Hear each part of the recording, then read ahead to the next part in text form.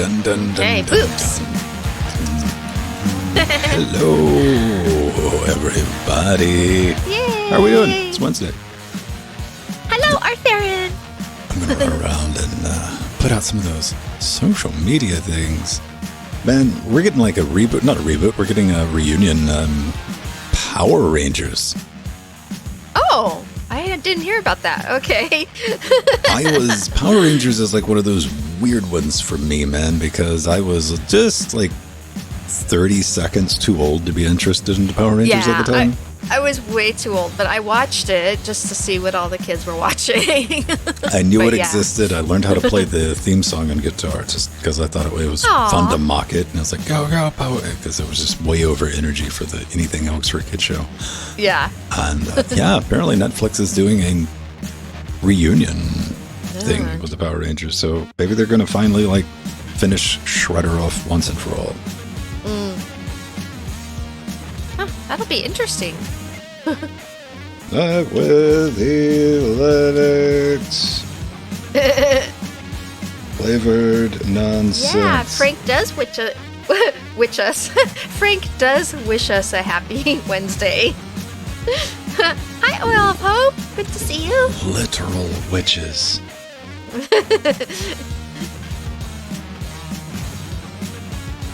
Alright, and we are on Twitch.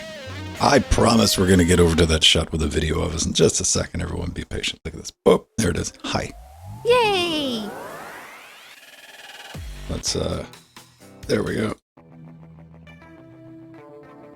Can you play Power Rangers? Oh, yeah, absolutely. It's all power chords. Dun, dun, dun, dun, dun, dun. I could do it in under a minute. I do not remember what it is, but it's simple enough where you can suss it out in under a minute. And live with Linux flavored nonsense. There we go. That's good. Let's copy that.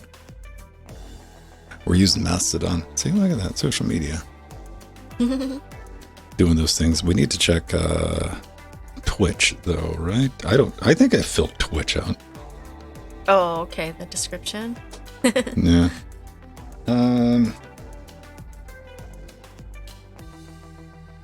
You can dare me to do it all on. The thing is it wouldn't be entertaining. It would be like, ta-da, and we're done. You know? I would be way more interested if I thought there would be more to it. Yeah.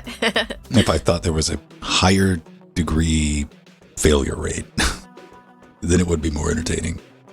Aw. That'd be like playing chopsticks on piano, man. Like, give me a minute and I can figure that back out, right? Yeah, Arthur, and you're probably the right age. Were you watching Power Rangers? Because I remember that show was so popular, and when I would watch my nephew, I remember him enjoying it. You just watch your nephew? Well, did you say anything to him at the time, or you just sit in the corner and just watch it? No. When I would babysit.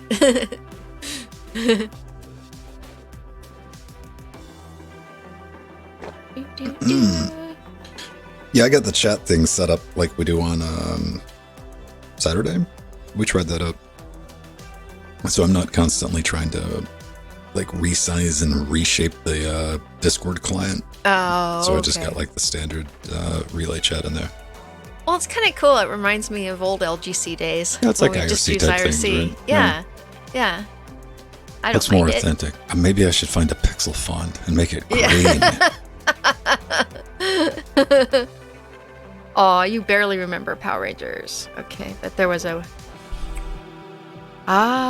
We were talking about that on like Saturday night, Sunday morning. Strider found like an old screenshot of his, not screenshot, but a picture he took of his desktop like 10 years ago. And like in the corner of one of his monitors, he was in the LGC IRC. Yeah. Which, you know what? We still have that. It's still there. People, my brothers and sisters sitting in our IRC channel right now can participate. They type, we see it. Yeah. It goes both ways. IRC's still around. And so, what else? Let me see. Do I have this thing sized correctly? Oh, all right. I got to move the chat. Hang on. It's got to take a trip to the bottom. There we go. Oh, okay. Underlay. Under the After shows an overlay. The thing I love about this shot is was talking to Jordan about it. This one particular shot that we have is so simple to look at. You're like, all right, that's a shot. The complexity and layering with the chroma keying and the green, not even green screen, but the chroma keying on that to make this shot possible makes me laugh. Things like that, they're just simply complex. To get the nice beveled edges with the flames behind them running through the lines and all that. And it's a silly shot. You never think twice about it. You're like, whatever. And that's kind of the point.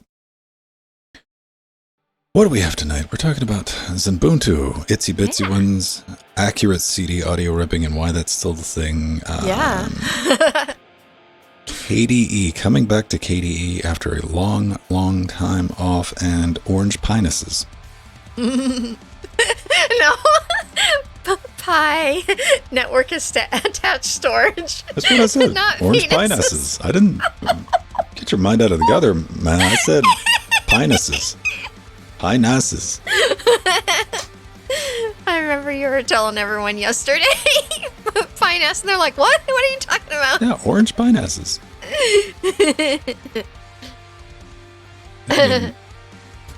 Technically correct. Fight me. Yeah, true. It's said in a specific way. It sounds like something else. Like I said, I mean, if your mind's in the gutter, maybe.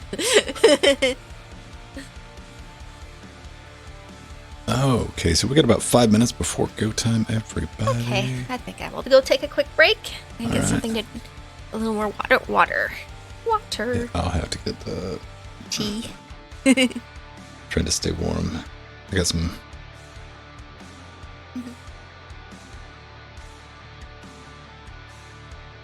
Got some visual aids for the show. Seen these before? Oh. It's Red Hat Linux 5.2 for Intel. And these are not nostalgia buys. These are the original 5.2 Linux Red Hat discs that I bought when I was but a wee babe to install Linux. 1998. Interesting year, that. It was a strange one. But I had to find, the only reason I have these out, I have to use a visual aid because we're going to be talking about the first story of this evening. Is a minimal Ubuntu install, and they wanted to get it to come on one CD.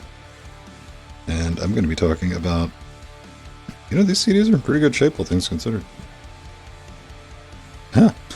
I'm going to be talking about, even back in 1998, man, Red Hat came on 2 CDs, so getting a usable distribution going on 1 CD, pretty impressive. It is.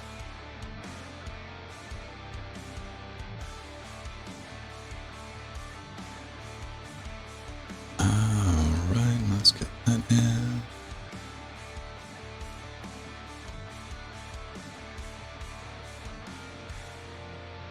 Power Ranger. Okay, that was a thing, wasn't it? Didn't Power Rangers just get, it just went crazy with like all the different versions. It went like, I don't know what would be analogous, like Pokemon.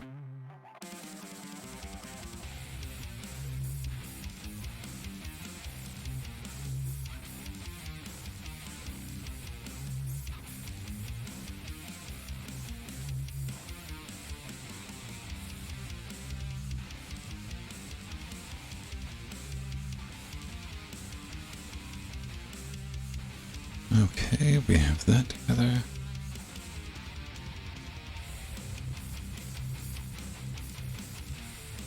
Those are done.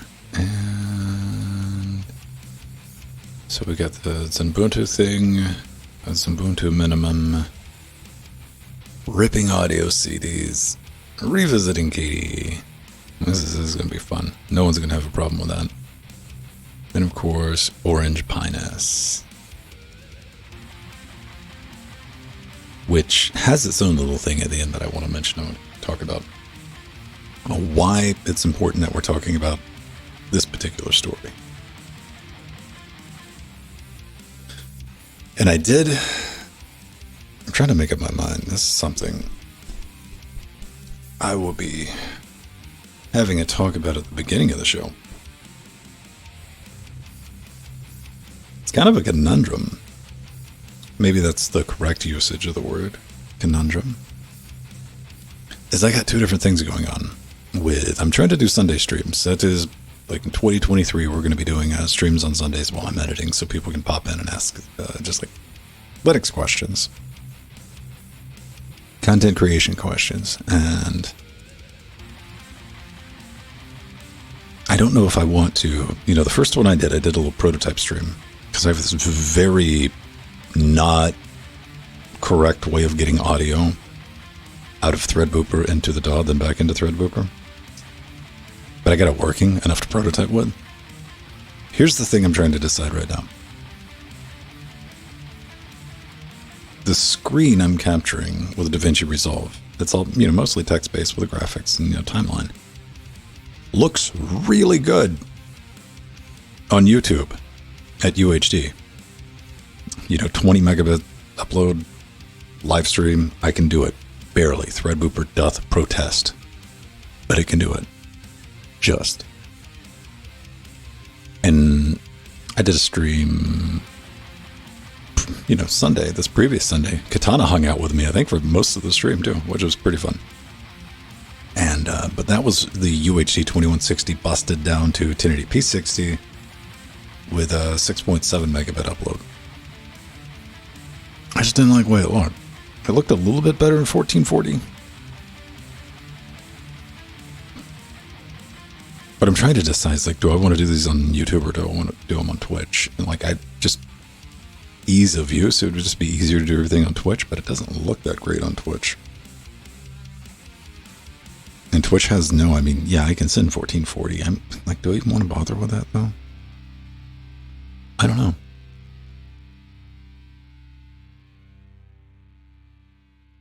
I don't know.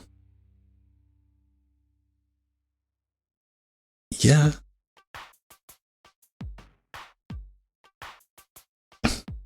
This is the reality that we don't have much in the way of options for streaming 4K content, like doing live 4K anything.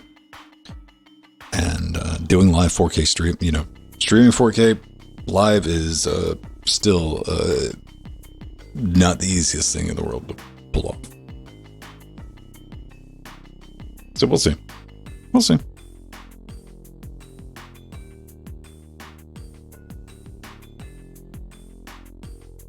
Hey, hi, Mir. All right, Jill, are you back? So, Yes. Cool. Yeah, let me go do get some tea refill. Boil some water. pour some tea into it. I need to buy Okay. tea. I'm almost out of tea, which is frightening. Hey, we just ordered a bunch from Amazon. Steve's like you. He likes green tea and black tea. Tea's good. I just need something caffeinated to drink that's warm. Oh, Yeah. we'll see. And it's much better for you than sodas. That's for sure.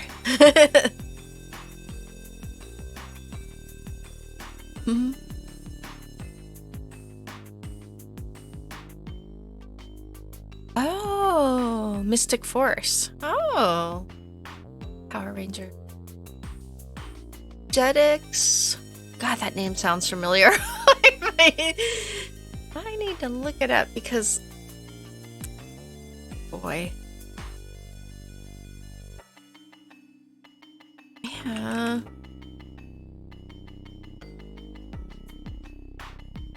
Okay. The Netherlands. It's from the Netherlands. But it was owned by Disney. Okay. Yeah, that's how come I know it.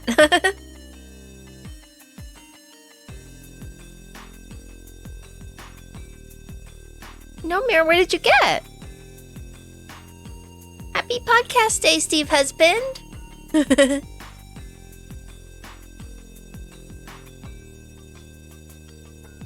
Oh, nice.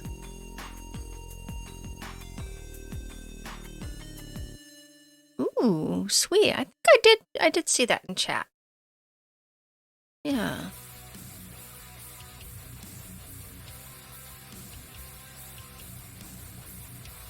Oh, Arthur, and was it a situation where it was taken over by Disney? Or, yeah, probably, huh?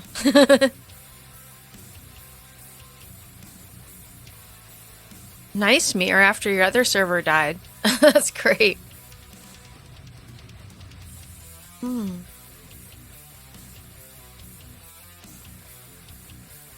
Oh, okay. See, I know the name, and I think it's because of years ago, I used to have satellite, and I mean old school satellite, where I would get all the stations from around the world, and that name was just too familiar. Yeah, I know I've watched a little bit of it before.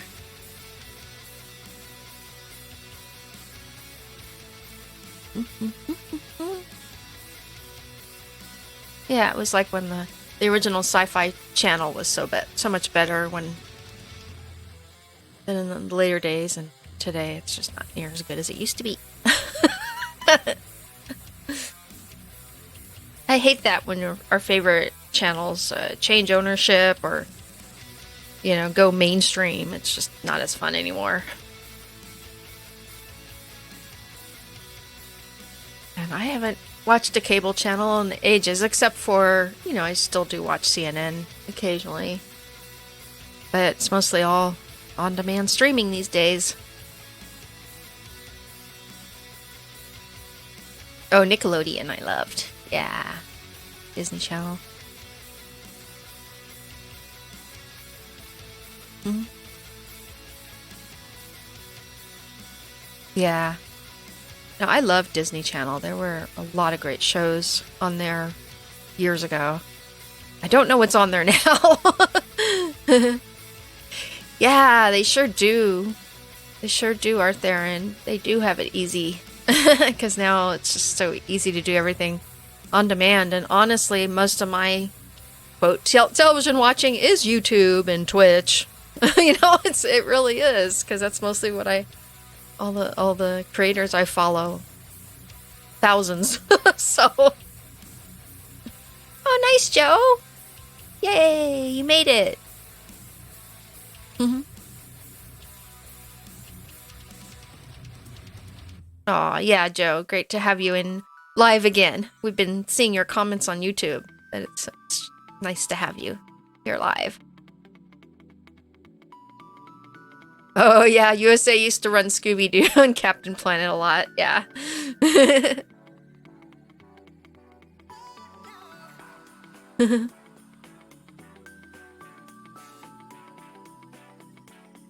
Are we talking about Captain America? Yeah. I love that cartoon, man. Captain America taught me to hate hippies. Aww. Yeah, I think that's where I used to watch it too. It was on USA. On cable back in the day. We're talking about cable stations. And then Joe popped in, and this is his first time coming in live for a while on LWDW. Now that he's home. Well, Joe gets to work from home, which means he can day drink. Yeah, true. You can practice maintaining. Like, man. Oh, and that was so much fun, Joe, having you in Trackmania again. It's nice. It was, we had a good group on Tuesday. Usually Tuesday's kind of quiet, and there have been many times where it was just me and Nubbin, Beastie, and Ogie, and Ven. There were a couple weeks there. It was just us. It's nice to get more people in. And we haven't had Foxy around, which I've been sad about. I hope he's okay. Oh yeah, mug! I got my scale mug! I'm gonna talk about it briefly in my intro. Southern California Linux Expo is coming once again, and this time we'll be at full force. We were about half last time because we were still dealing with pandemic masking and a lot of people not wanting to come. So, but this year we're back to normal. If CES can be back to normal, Scale will be. Yeah, mug for scale.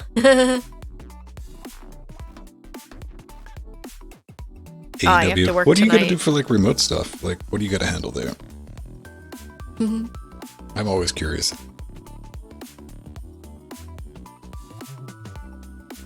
When I'm trying to communicate at Joe's, I'm the guy who'll sneak into the truck and start asking all the annoying questions. Yeah. What's that do? What's that do? How's that work? Huh?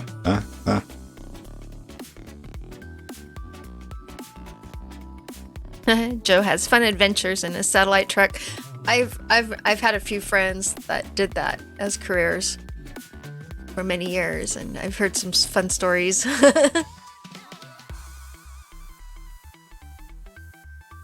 Mm-hmm. And every time I read AEW, I've looked it up to know what it is, but I think root beer. I know, me too. A&W root beer. Ah, I see, Joe. Yeah. All lights green. Yeah. Yeah.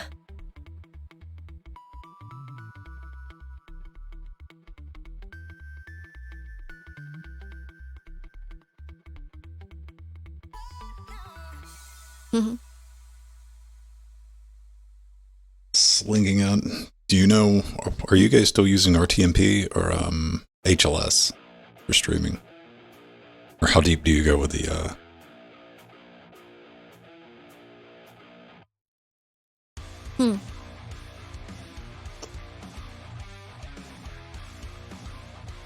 Yeah, I just push a button and things go burr, man. Hey, man, WebRTC. Yeah. WebRTC is great if you hack it up enough to disable all the crap that WebRTC tries to do, which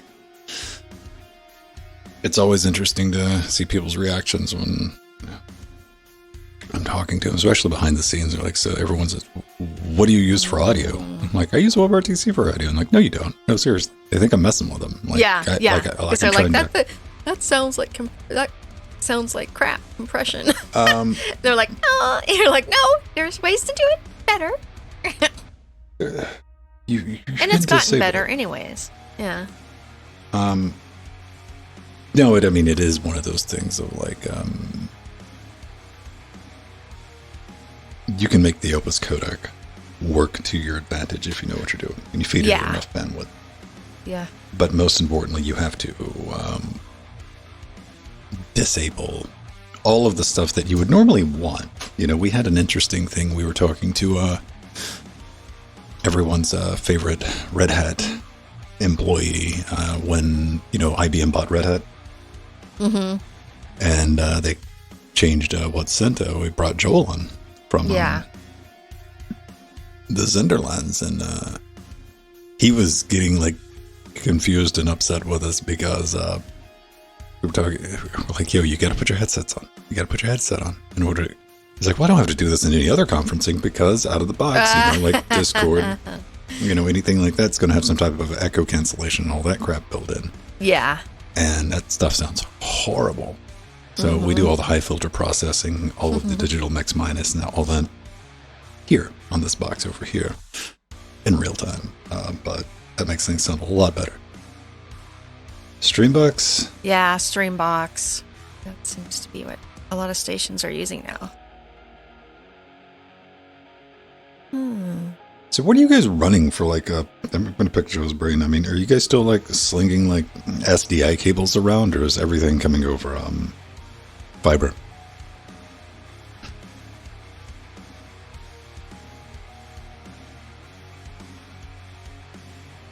So I need to get Joe in, just to, like, sit him down and, like, tell me all about how things work behind the scenes these days. Hey, look, the bot says, hey, we're doing a thing. Okay. It was a little slow. We were talking about that. It takes like 45 minutes sometimes. Yeah. Oh, you're still using SDI? Oh. Well, SDI is what you're going to be doing for like, 12G or 6G. Depending, I'm guessing you guys are doing like... See, I could bug Joe for an afternoon. I'm like, are you guys actually doing 4096 or are you doing 3840?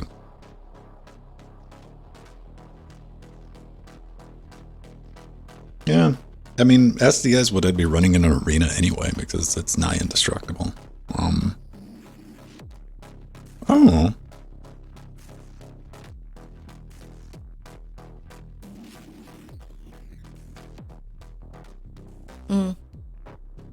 Last time I went into one of the satellite trucks, they were still using a lot of DAT tapes. So tells you how long ago it was, and video, digital video tapes. Oh my god. 40 megabit stream. So 16 channels of audio. Yeah. Audio's relatively low bandwidth. Intensive, like 40 megabits is... Wait, is that like 40 megabits? Wait, oh, so you're like, your feedback is 40 megabits. Your uplink's 40 megabits. All right, I was thinking like from the cameras, and I'm like, that's low. 16 channels of audio. All right. Yeah.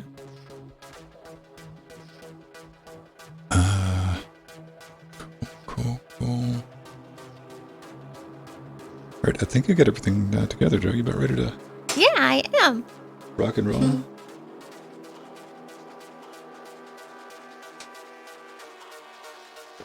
Let's get my tea in me. Oh, good. You got yourself getting yourself warmed up. Although it's warm outside, but your Not house too is probably warm, cool. right? This is one of those weird days I was talking where you got to have like something. You got to have the tea, but you got to have something to counteract it once you get too warm. Yeah. Yeah. Yeah, I was talking about that earlier, Joe. When I was doing week before last, sending UHD video, streaming in 4K, like legit 4K, capturing in 4K, and sending that up to YouTube. Yeah, just that video alone is like starts at 20 megabits on the uplink. Like, jeez, and the delay on it's insane because YouTube's got to chew on it. You know, we're doing this with low latency, so our reactions to chat, you know, you type something in chat's only like maybe 3 or 4 seconds. With that, it was like the old days. Arthurian popped in when I was doing that test stream. That was like 45 seconds of delay. Like almost a minute, which is weird, like the old times, right? Yeah. And I had to, because you get so used to having these conversations, you know, text and like two-way communications, like relatively quick, and you ask something, I guess like, did that not come through? Or like, oh, right, they're just hearing me. Yeah. Yeah, that's a thing. I remember those first few times, especially the first about 6 months I was on LWDW. There would be delay, so you just had to kind of get used to going back and forth a little bit, and you kept improving it. Tech gets better. Yeah. My war now is milliseconds, and you know it's kind of like horsepower at that point. At this point, where I have to pay, it would cost a lot, and I do mean a lot of extra money just to get a couple of extra milliseconds to save that time, and it's not really worth it because we're able to have a real-time conversation right now. Yeah. Yeah. Good.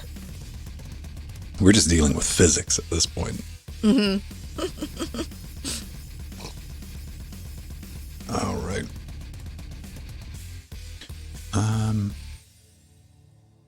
Well, I mean, it depends on what type of audio that they're sending. You know, I record in PCM Float 32, Little Indian, so that's 3072. So about 3 megabytes a second, and I'm only doing 15 channels over the network.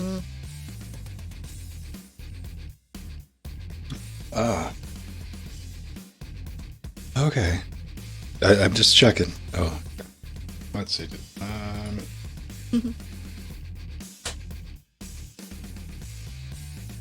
There we go.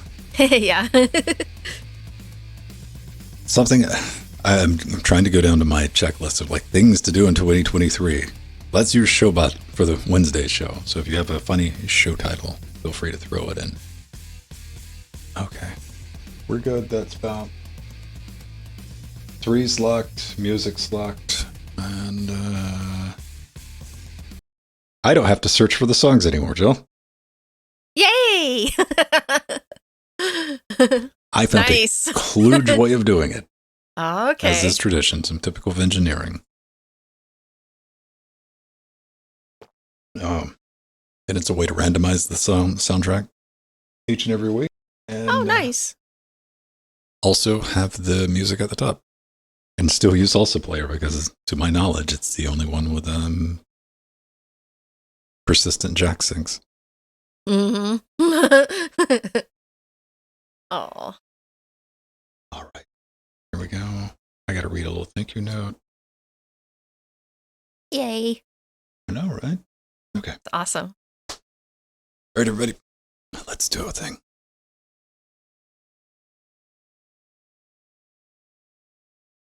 Hey, everybody. Welcome back to Linux Weekly, daily Wednesdays where we sit back, relax, take that midweek break, talk about some of the fun things going on in the world of Linux and open source. I'm Vince Doe, joined every week by Jill Bryant. Everybody watching this live on Twitch, we do a little bit of a pre-show where we talk about things like what is it like to broadcast from the AEW truck to send the data bits into space and through the skies and get them back to the broadcasting facilities. That's always a fun type of chat I like having. And we talked about Power Rangers. Yes, we did. Because apparently Netflix is doing a Power Rangers, not a reboot, but they're bringing back some of the original actors. And Jill and I are of a certain age where we were young enough to know of it. It existed. It was a cultural thing. We're like, oh, that's what the kids are watching. And so I kind of missed out on that. I don't know if I missed out enough to want to revisit it, but I think it's neat that they're going to be doing that. Yeah, so, me too. I've been doing a couple of things. I've been doing a bunch of streaming, experimental streaming, I should say, because something I'm going to do in 2023, and I've been bringing it up. And notice how I bring it up every week. Why? Because if I put it out there, I can't backtrack on it. I can't get out of it. It's like putting it on a public calendar. I'm like, oh man, I got to do it now. Is streaming on Sundays, the editing of Linux Gamecast Weekly, primarily sitting in DaVinci Resolve and getting all that together. And I'm trying to find the best solution to do it at UHD, 2160p consumer 4K. And I'm kind of torn. I don't know, do I want to do it on Twitch or do I want to do it on YouTube? It looks better on YouTube. I mean, of course 4K. It does, because they support 2160p and I can send it 20 megabits upload. And I mean, it looks good at full screen. I went back and watched that original VOD I did. And I'm like, that looks good on it's crisp on a 2160p monitor or television.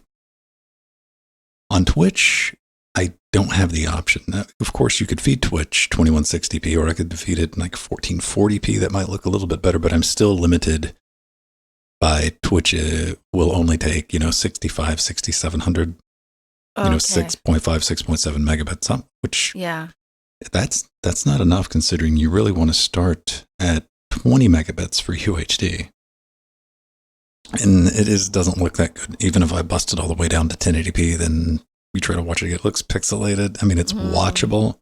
And I shouldn't say pixelated. It's the text from like being downscaled and upscaled just doesn't look all that great. So I don't know. Stay tuned. I might be back doing a live stream on YouTube again, or I might be back on Twitch. Just keep an eye out in Discord on Sunday. And I'm going to be doing that like way earlier because doing it at 1 o'clock in the afternoon, my time, which I think is a good time for everybody else because, on the West Coast, it's, I got to pop in after work. I could pop in. It's reasonably early. And in Europa and Britannia's, it's, it's not too crazy late. And it's, just like 1 p.m. here. But man, I didn't get done. Like that put my schedule back so far back. I didn't get everything published until like 11:43 p.m. I think I saw your tweet late too. Oh man. Yeah. So we'll see. Stick around and do that. And one thing I did finish this week, almost to a fault. I've messed up the last part of this recording. I told everybody I'm doing like a Reaper video guide, just like this. I get Reaper set up. Well, it ended up being a 2-part video because I want to show people how I put together a Linux Gamecast Weekly in Reaper so they can adapt that for their shows. And if you're thinking about doing a podcast or just how a DAW works, to take it from, hey, I understand how like a channel strip works. I understand how you do the volume, noise gate and all that. how to convert that into a DAW so you could do it for a podcast or a broadcast or anything that you wanted to do. And it turned out being a 2-video process because I realized trying to do that in one chunk of a video is going to be like an hour and a half, 2 hours, and people don't have that kind of patience. So I have the main part of setting up Reaper on Linux, getting everything installed, getting a bunch of really cool free plugins that are open source, set up and installed in Reaper. And the second part is going to be taking the Steam segment from Linux Gamecast Weekly with myself, Jordan, and Pedro. I'm going to give you those audio files. So I learn by doing. So you can follow along in the video with everything, and you'll have everything right in front of you, and you can play around with it and learn what everything does. And you're going to be able to go back, because it's something I really stress and I really encourage. There's no hard rules when it comes to editing audio. If it sounds good at the end, you did a good job. Don't listen to anybody that says there's only one way to do this, because they're holy wars about, do you do EQ before or after compression? Oh, yeah. I mean, people get in the weeds with this stuff. I'm like, does it sound good? The ultimate goal with audio production, what are you doing? You're turning knobs until things sound good. The more you know and the more you understand about how things work means that it's just going to take you less time to turn those knobs to achieve that effect. That's it at its base. So I'm going to try to walk you through that and get you something that's, going to be sitting at minus 16 LUFS or 14 LUFS, because I explain what LUFS are, because, man, people don't understand that. But I want to get that through. I think I did a good job. That'll be out later this week, up for Patreon. I think that's it, Jill. There we go. Yeah, that was a lot. Right? You've been busy, Ben.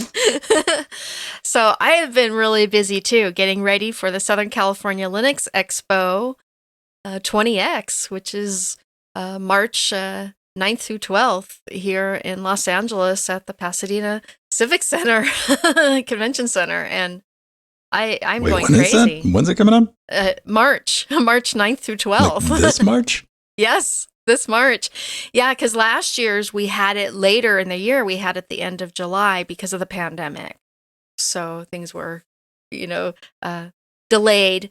But so scale this year is 2 months earlier.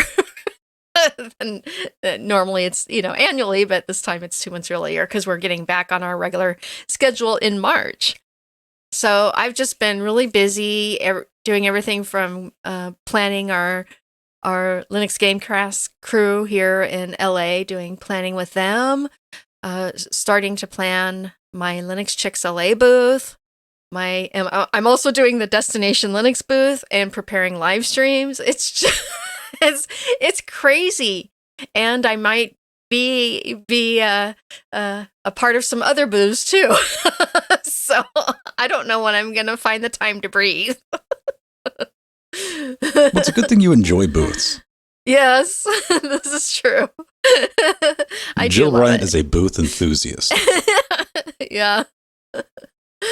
Yeah, it sounds like it's going to be a fun time, and it will. Yeah, that's a lot of scrambling. When you're like, oh, it's a regular time, 2 months earlier. Ooh, 2 months earlier. So it's kind of thrown me off a bit. Even though I did actually get started earlier, it still feels like I'm not ready yet. It's usually when things are in such flux and chaos, is you never enjoy it in the time, but those are the memories that you look back with a bit of fondness after it's over. After the fires are put out, you're like, that was kind of fun. Definitely. So that's going to be a good time, everybody. Let's get into it this week with something that's itsy bitsy, teeny weeny, minimal even. So the lightweight Ubuntu distro Xubuntu, which features one of me and Ben's favorite desktop managers, XFCE, they will offer an official minimal image starting with Xubuntu 23.04 that is scheduled for release at the end of April. And this minimal image will be small enough to fit on a CD-ROM. Go figure. I guess we're still thinking about the size of CD-ROMs. We'll talk about that in a bit.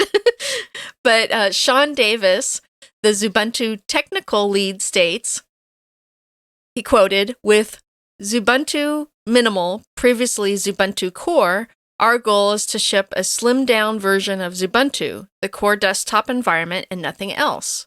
It's well-tested and expands on our mission to provide a light, stable, and configurable desktop environment. You get the Xubuntu look and feel with a solid foundation to build your own experience." Woohoo! And yeah, so this is an expansion of the Ubuntu core effort, started back, like Sean Davis said, in 2015. But this one will actually be official. It'll be an official derivative, which is really cool. And it'll be made available as a separate download. And it will still use the Ubiquity installer and won't require an active internet connection to complete installation. And, to me, the Ubuntu team actually has a lot of work to do to get it to fit in a 700 megabyte CD image. And that's just, kudos to you for Ubuntu development team. That's going to be a lot of work, but it's going to be worth it in the end because it'll be such, I love Ubuntu because it was already minimal and lightweight, install, and this will make it even more lightweight, especially for older machines. And it'll be quicker to get it installed and things going. I think it's really neat. I don't think Arthur and for throwing that into our show notes like you can as well. And, it's one of those things because getting everything on a CD is a CD too. Let's flex this. Now, personally, I want my next distribution to come available on 8-inch floppies. Yes. Oh, absolutely. There are still some available. 8-inch.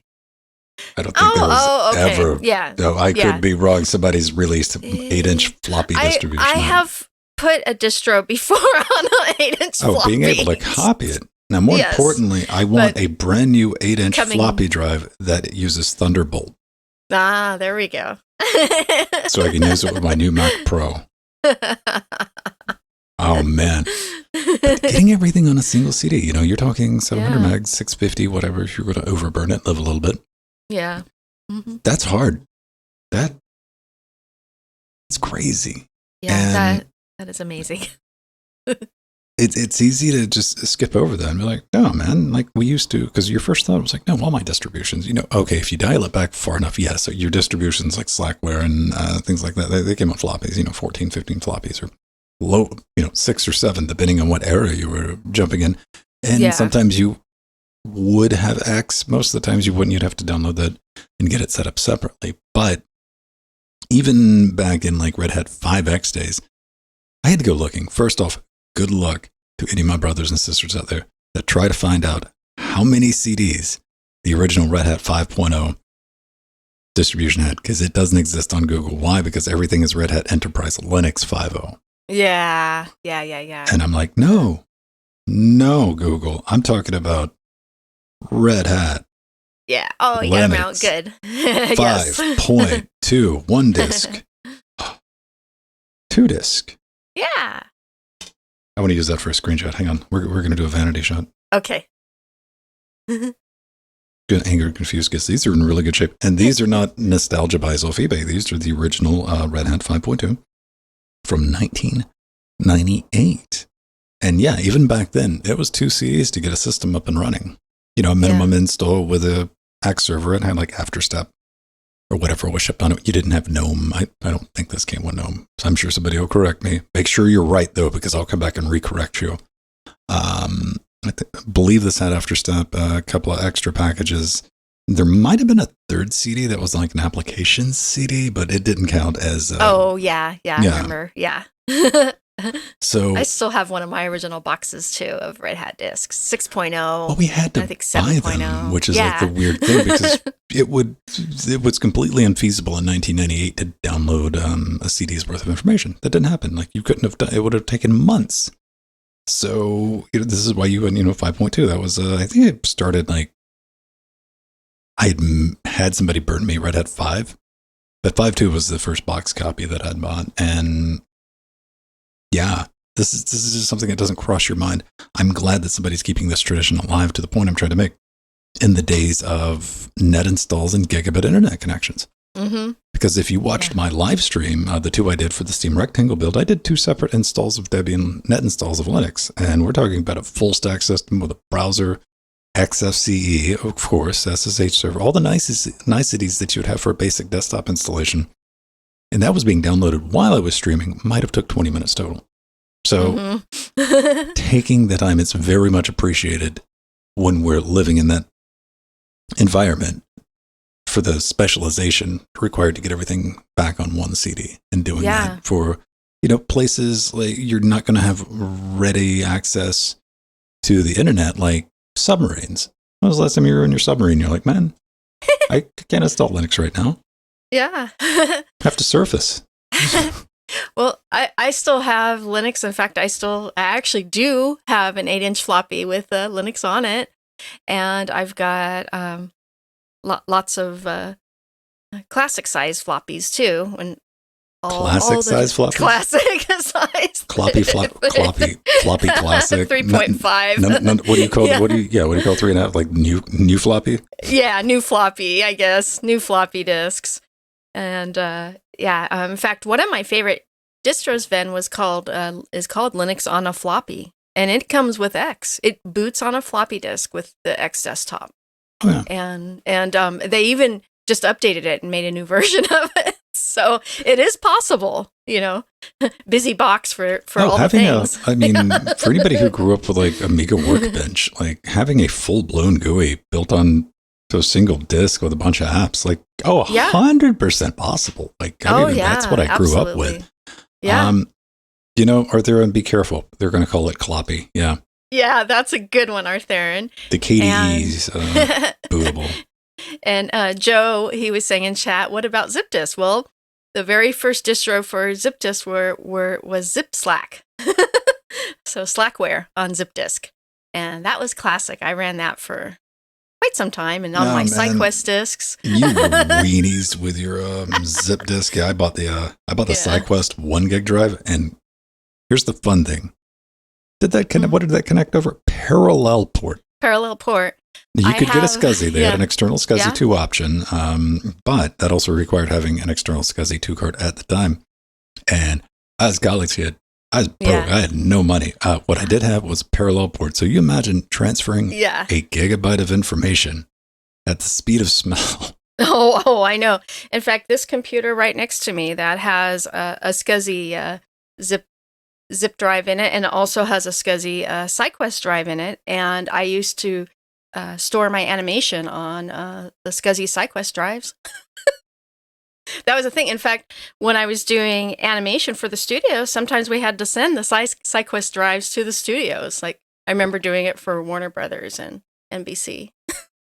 So I had to go look this up. The data transfer speed of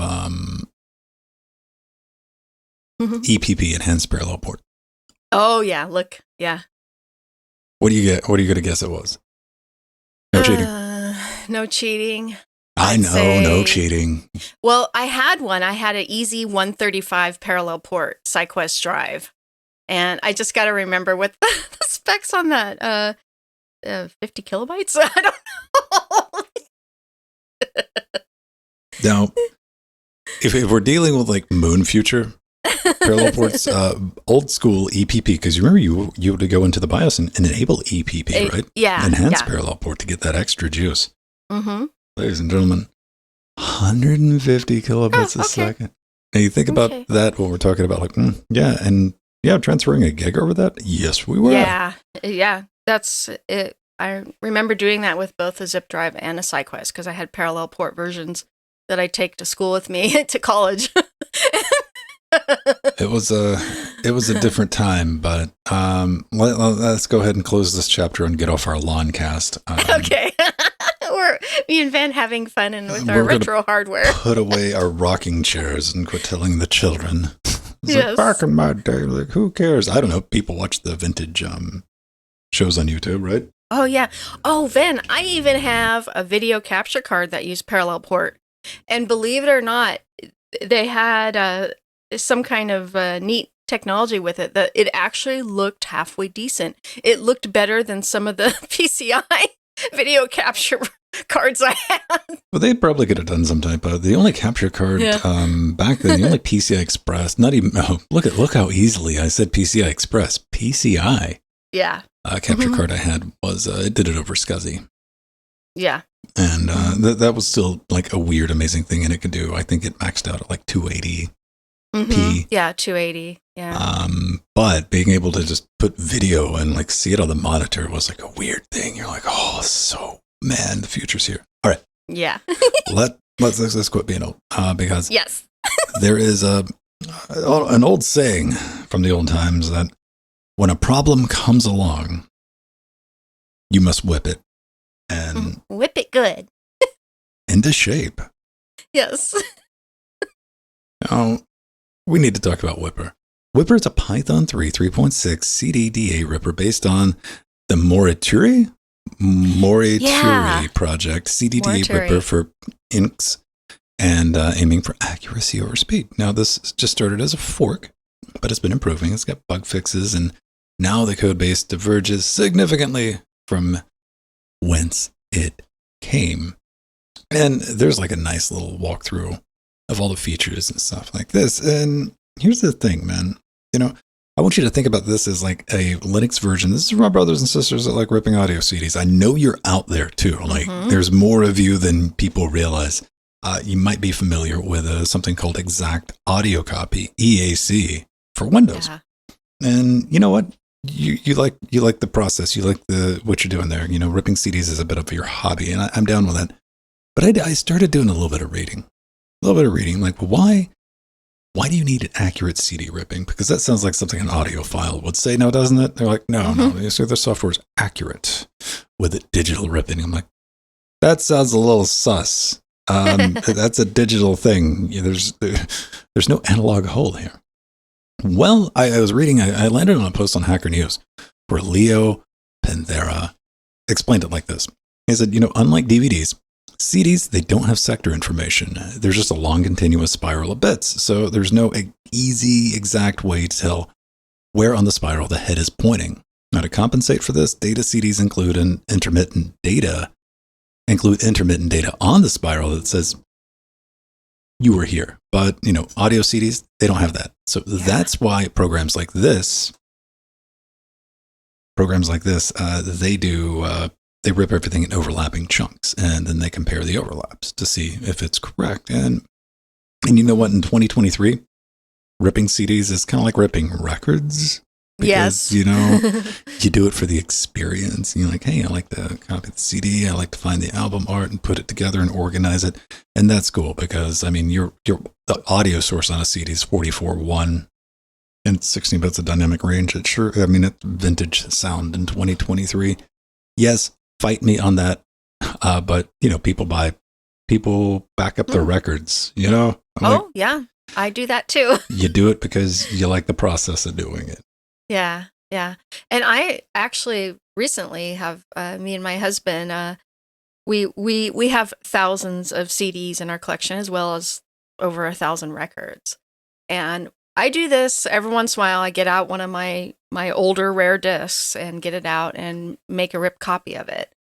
And I actually did that a lot when I was DJing. 16 years of DJing synth and electronic music. So to not harm the CDs, I would often rip them and then play them on a computer. So that is a thing. This is a really good thing.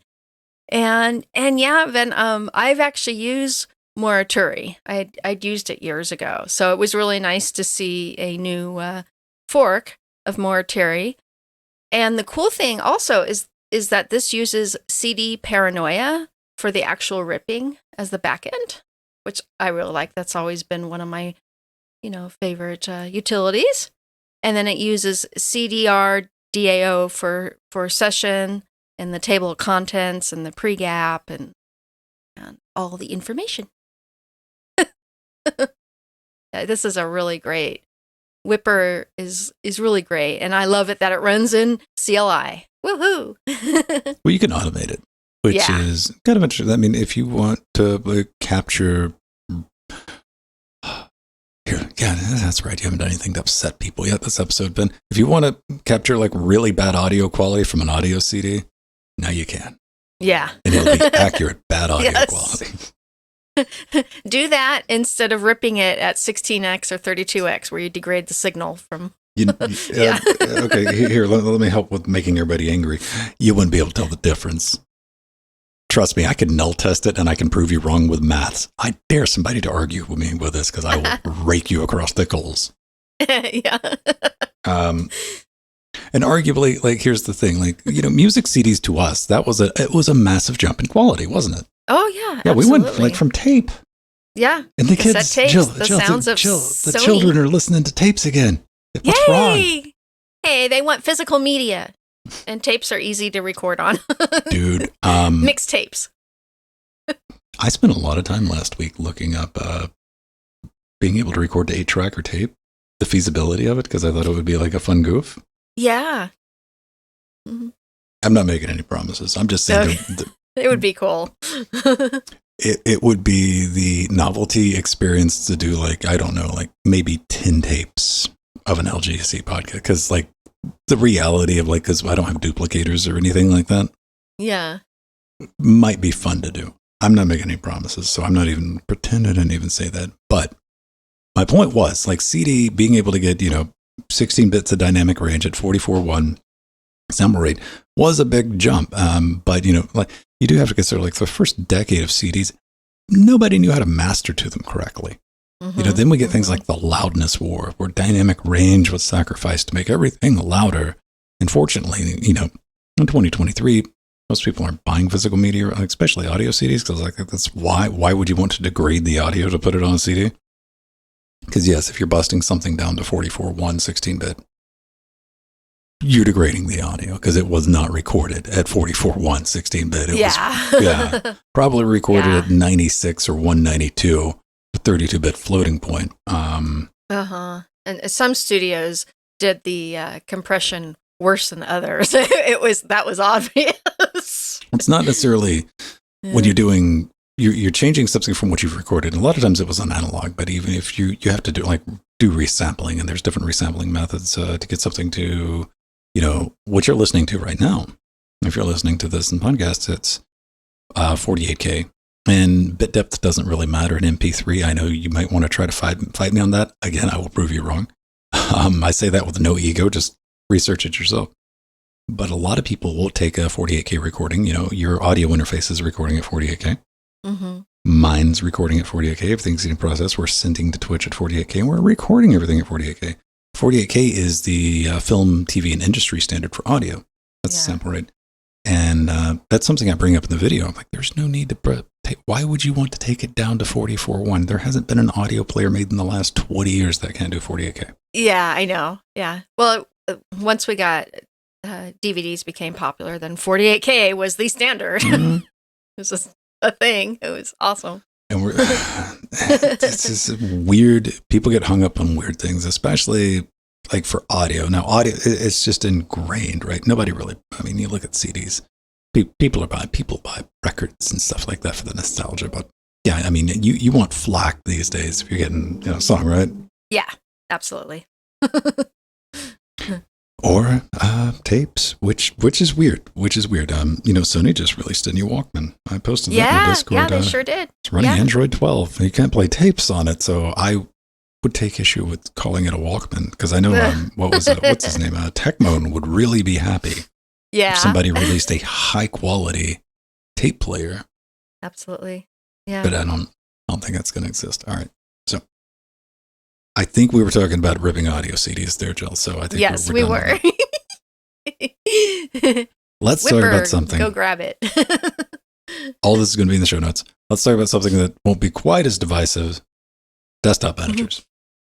Revisiting KDE. And this is kind of interesting, because what is it like going back to KDE after quite some time off? Like a really long time off, too. And that's what our pal Jack decided to do. And oh boy, he wrote down his experience, and he did a cardinal sin, Jill, because not only did he write down the good stuff, he also dared write down the bad. Yeah, he did. And people get really upset with you when you point out actual flaws. And those people are called zealots, and you should ignore them. Mm-hmm. So check this out. He lets us know what it, my brain doesn't want to read what I wrote down. He lets us know about the could, the cad, and the cuggly. That's hilarious, Ben. Which he... I'm just saying, man, If this was KDE back in the 90s, everything started with a K. The good, the bad, and the ugly, indeed. Even, he does talk about K1 customization, multi-monitor support, all praised along with like theming, and of course, Kate. Mm-hmm. Like everybody, everybody knows Kate. Kate's just like a super advanced, crazy program that even if you're on Noom, you know about Kate. He does talk about the crashes. I'm going to spell that with a K too. To run into some issues with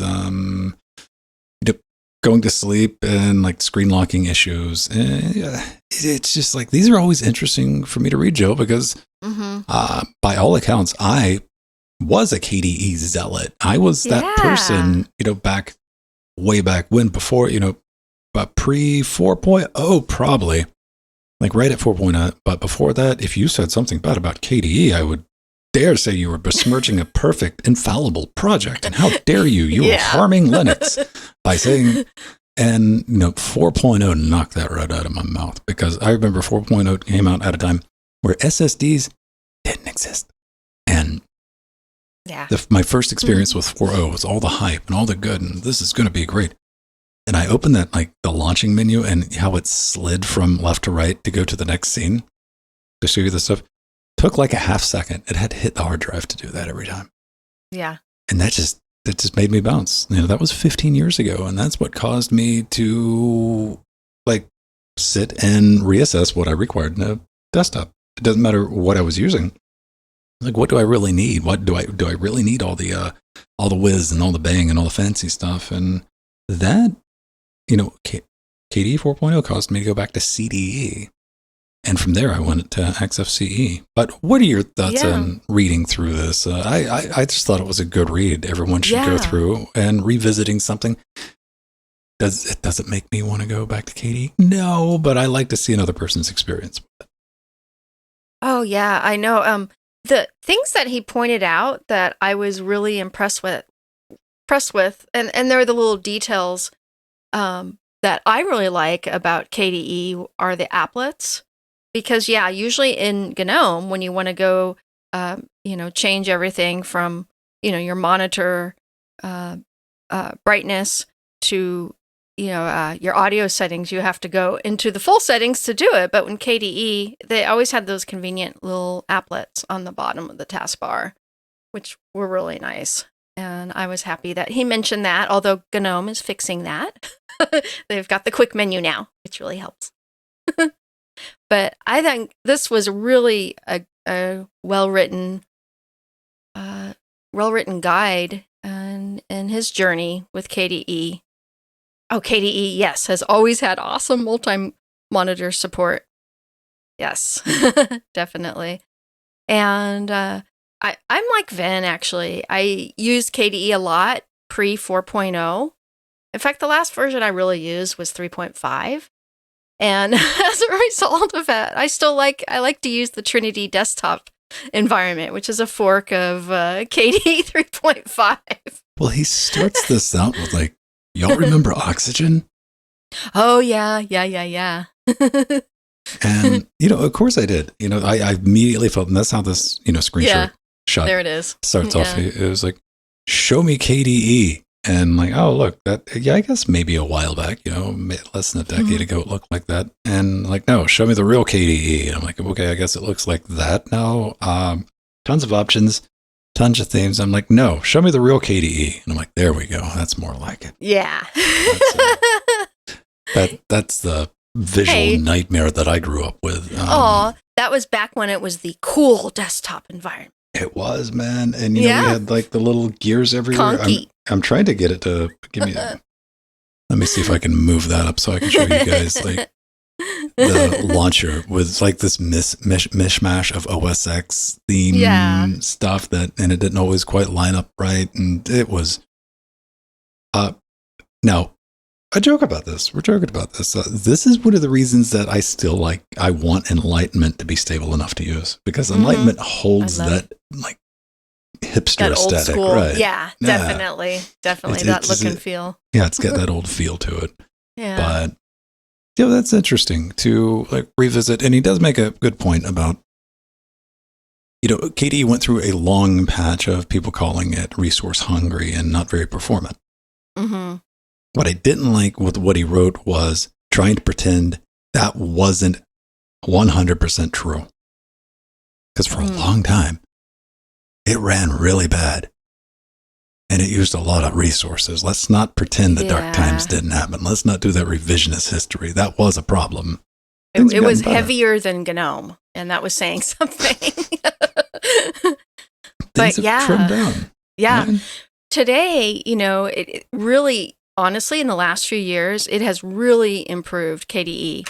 A lot of bugs have been cleaned up, and it is one of the most beautiful desktop managers out there. If that's what you want, the beautiful plasmoids and stereotype for being quite buggy and resource. That's because it was. It was, yeah, it was. Stereotypes exist for a reason. Unfortunate as that is. Yeah. Man, I like KDE. Me too. And I know Jordan's been playing around with GNOME as well. To me, KDE and GNOME fall into the same camp of like bloated, overweight, heavier whiz-bang. desktops. Yeah, I mean, for my uses. And I'm only speaking for me. I'll never change my mind about that. Not like I'm trying to change anybody else's mind.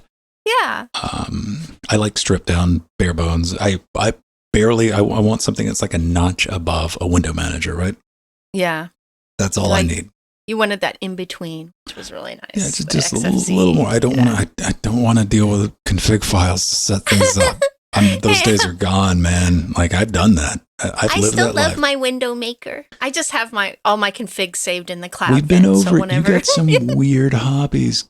Okay? Yeah, I love those old minimal X window environments. I'm just not doing that anymore, man. I want that nice. This is where I like the GUI stuff. Like, let me configure something like basic things. And also, somebody from XFCE, since I know some of you listen, make it a little easier to disable the group tabs for the Windows by default. Or, because the first thing, go back and watch if you want to watch when I was doing the rectangle thing. Step 1 for Vin, I'm going to have 11 terminals open out of the box because that's just, I live that terminal life with doing stuff. And they were all stacked under one, not clearly labeled.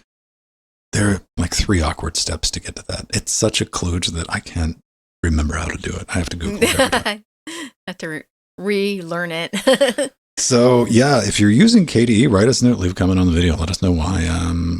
I would like to hear from somebody using a desktop manager or like a cracked out window manager that I just don't know of because I know they're out there. Like something that has been sneaking around is maintained. I'm not talking about something that was made, 15 years ago that received one version and you got it running on a VM. I'm talking about something you use day in, day out. Love to hear about that. No. Yeah. Do you know what else I like, Joe? What do you like? When people are like, man, this is a funny show. We want to support it. And they do. They head over to patreon.com, pick a membership level and get a bunch of cool stuff in return. Probably more than we should give out, but hey, we do that, up to including access to our super secret Discord that we hang out in the other 6 days of the week. If you like this show, this is a little tiny squishy middle. We got the 2-hour version of this. Where are you leaving that on the table? You need tech talk to sit back and listen to during the day? There it is. You get your own custom RSS feed. But man, maybe you want to watch the visual thing, live stream, ready to go. Also, the recorded version, that's available for patrons. Early access to things later on this week if you're interested about a little bit of audio production under Linux. How do you make a podcast? How do you install a DAW? What is a DAW? What are plugins, Vin? Yeah. I'm going to have that out for you to peruse. And I've turned it into a play-at-home game. I'm going to give you some audio files where you can follow along in the video. And it won't cost you anything to do. Nothing. So stay tuned for that. Later this week, we do the game streams on Tuesdays and Fridays, Jill and myself. Yay. We do Filthy Casuals. We got a super secret private track media server that we set up. 14 new tracks each and every week. We encourage it's a great community night. If you want to come hang out, 2 different times. Fun. 5 p.m. on Tuesdays and 7:30 p.m. in 2 different modes. On Fridays, we do a points match where it's not racing. Fun air and prizes. quotes, right? Yeah. Like we're just there to have fun. It's a good time if you're looking for a bunch of people, some Linux-loving miscreants to get together and chat with. And Wednesday we do this show. Thursday Jordan does. He's going through Borderlands right now, Borderlands 3. If you want to join him for that. And Friday and Saturday Linux Gamecast Weekly, and Sundays time to be determined. You'll get. I'm trying to come up with a name for it, but basically me editing Linux Gamecast Weekly, so you can just show up and ask some questions. And I want to do like the SpongeBob font, the irony, like, and like, you can't edit content on Linux. That would be fun. Because I've seen, I want to name names, so I want to get, you could literally say 3 hours later. Yeah. Because sometimes the streams are 4 to 6 hours. 4 hours, 6 hours, man. Dude. It's just, last week set me off because I saw 2 different people who produce Linux content. And one of them even have like Linux in their like title of what they do on YouTube. Say on Twitter in response that they can't do their content production and distribution on Linux.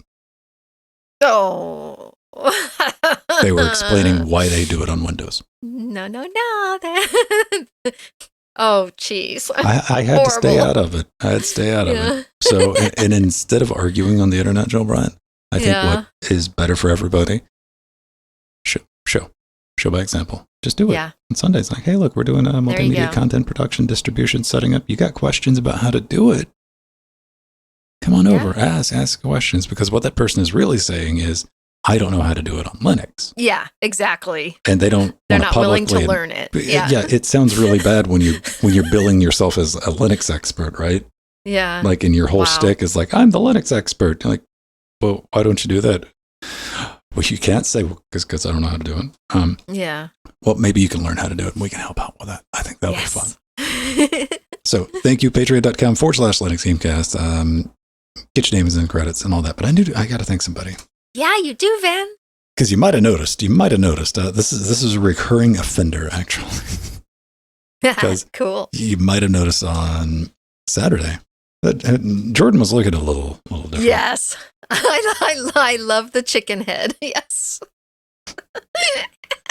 Jordan had on a chicken outfit, chicken mask, because Jordan collects horror show panda mask and stuff like that. That was his thing. Mm-hmm. And that came from somebody, but they forgot to write in a little bit of a note.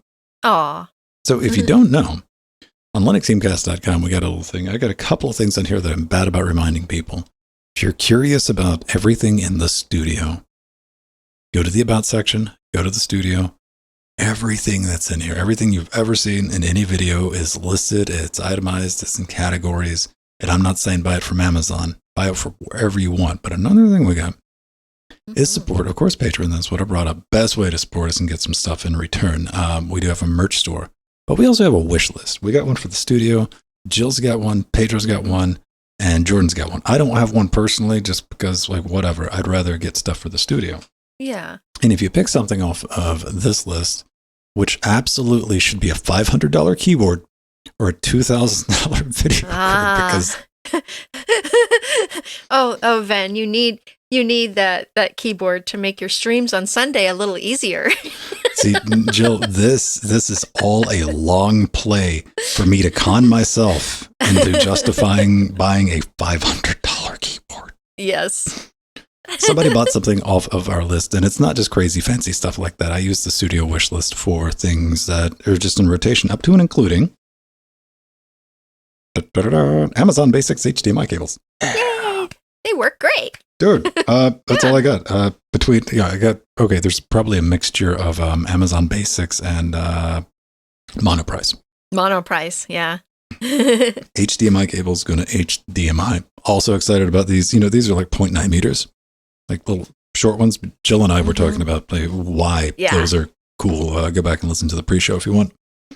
But it was from the same person who purchased the chicken head, from aromatic_dev. Aw, thank you, aromatic_dev. Enjoy your gift. And guess what? I keep my word. Even if it's some HDMI cables, you are on the Fine Upstand account. There you go. Boom. Yeah. Gotcha. I always wanted to have one of these little walls because I used to watch people put them up and I'm like, that is so cheesy. Ew. But so it's now cool. I finally got one. Oh, I got it because I think it's like ironic to do like walls and stuff like that. I love it. Oh, yours blinks. is the prettiest one though because it's neon colors. So, yeah, basically the moral of that story, I absolutely need a $2,000 water-cooled GPU, Jill. Yes, you do. I do need to build that Epic server. That's going to be one of our 2023 things, because that's, if we start doing some 4K streaming and content creation, that's going to be interesting. Yeah. Looking forward to it. Oh, and thank you to Mac Geek for his 17th month resub. X17. Yeah. Indeed. All right. What do we need to talk about, Jill? I was going to say it, but I'll also let you say it because you say it better. Here's oranges on a, what is that? It looks like a plastic orange and two orange cakes. I don't know. Oh. Orange shaped cakes. Like if an orange was cut in half and there's the two halves. So what are we talking about? So we are talking about a Pi network attached storage, or a Pi NAS. So this is the developer who's building an orange Pi NAS that really looks like a NAS, or network attached storage device, for less than $60 US. That is one slick looking Pinus. Yeah, it's it's really beautiful, actually. And he has also a black and a yellow one, which is really nice. And so the developer, Toby Chui, I'm sorry, I'm probably mispronouncing his name, but it's Tobychui. He's a university student from Hong Kong. You know, he had these design goals for his Pi NAS. He wanted it to be a small footprint, low cost, high compatibility, so it should work with parts that can be purchased all around the globe, low dependencies, and acceptable speed. It should be able to play back 1080p video and the such. And it has actually a lot of supplies, and I'll mention a few of them. SATA to USB 2.0 adapter, Orange Pi Zero, or this is interesting, or any SBC that can fit inside this case, including a Raspberry Pi 4, Orange Pi, or Zero, etc.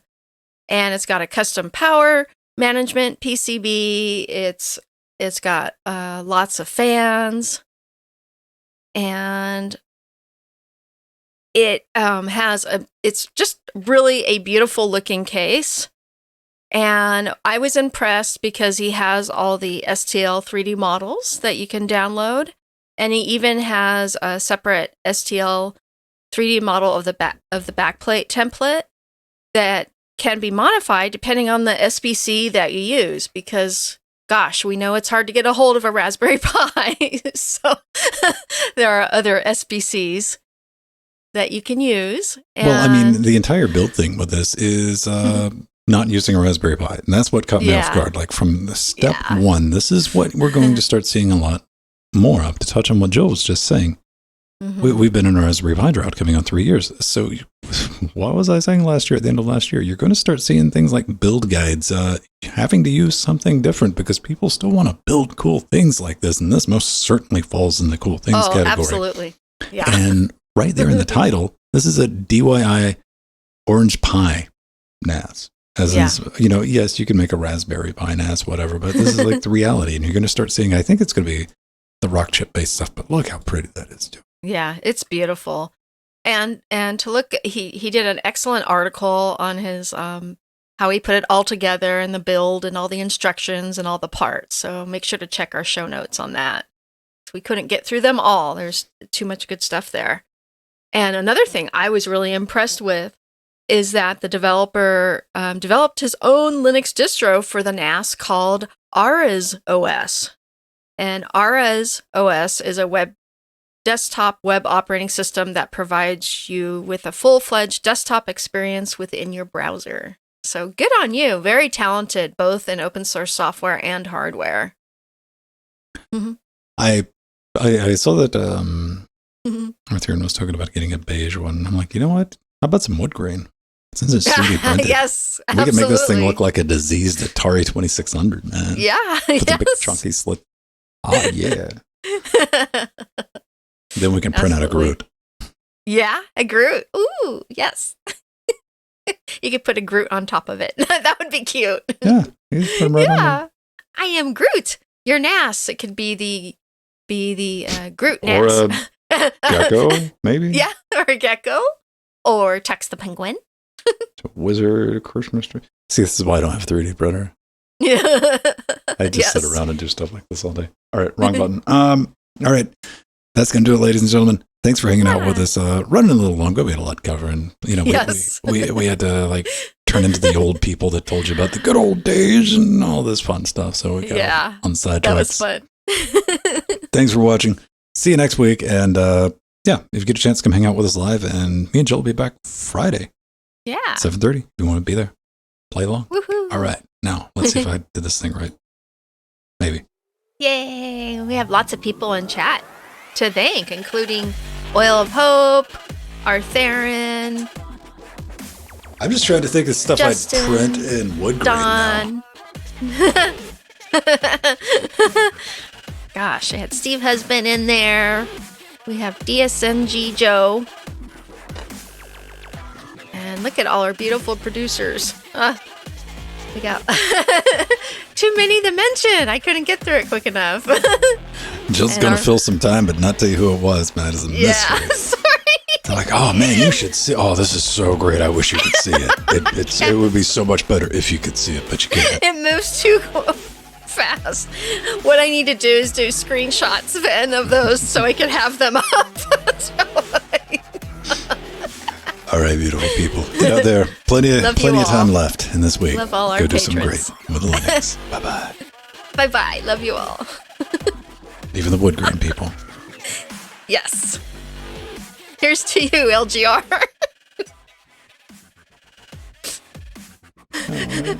Oh my god. That was a fun show. We were all over the place. Let me get that. Fun. I was happy, Joe. I said your name fast. DSNG Joe. That's hard to say fast. That's like a tongue twister.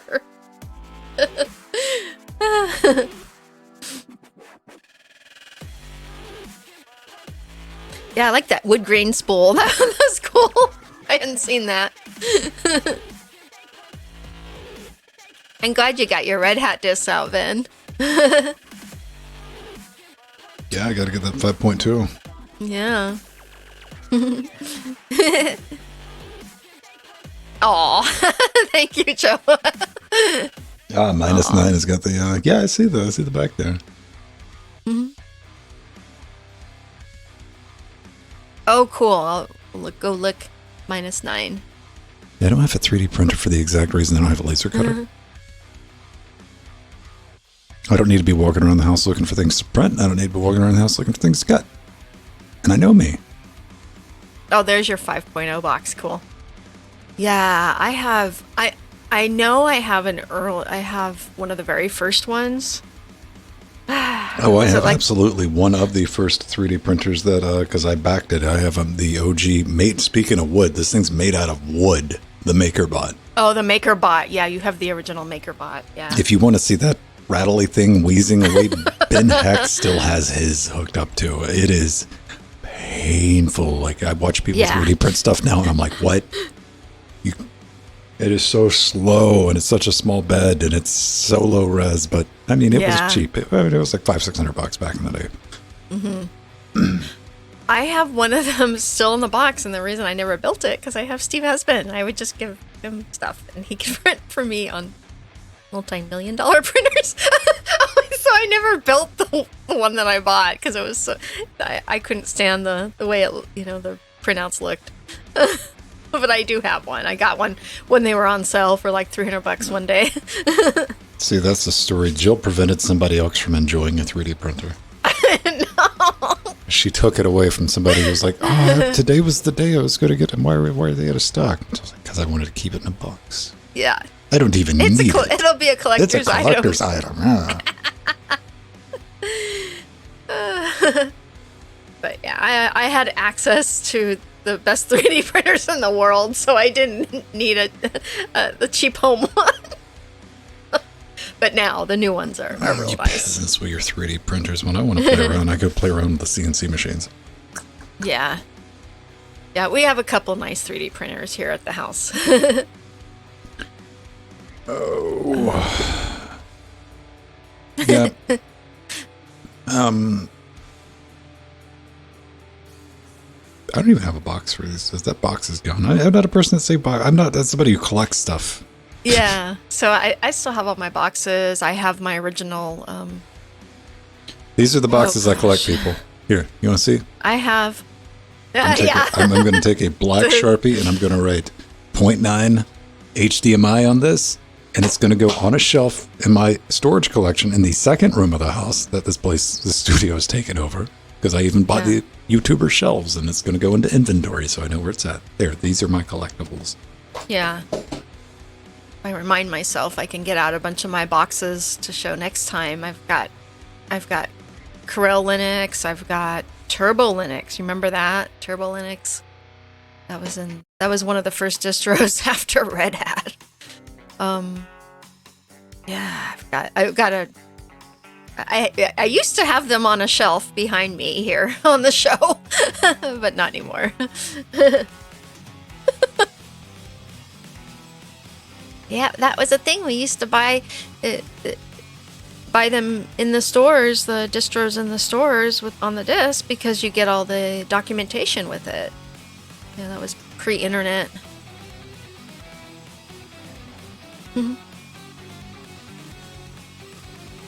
So, Ben, you still have the 6.0 CDs too, I think? Yeah. Yeah, I thought so. Let me see what I have. Because I think you've shown them before, 6.0 ones. Mm-hmm.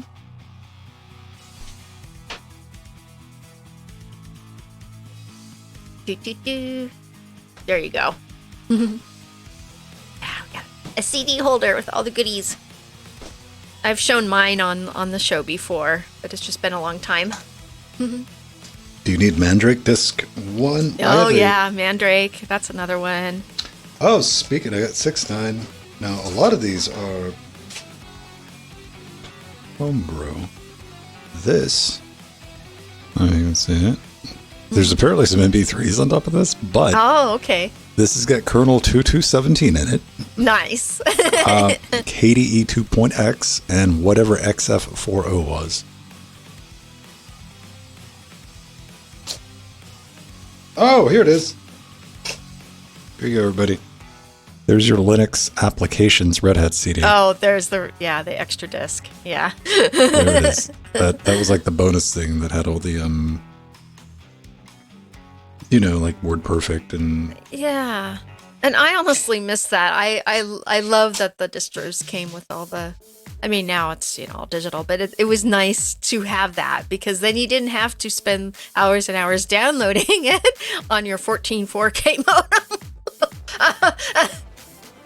And I kind of glossing over a bunch of CDs that I've got from the station that have "do not take these" written on them, because they were not for Oh, they're yeah. they're radio Oh, I have edits. lots of Solaris discs too. Red Hat Solaris 6971 CD. Yeah, I'm trying to take a look.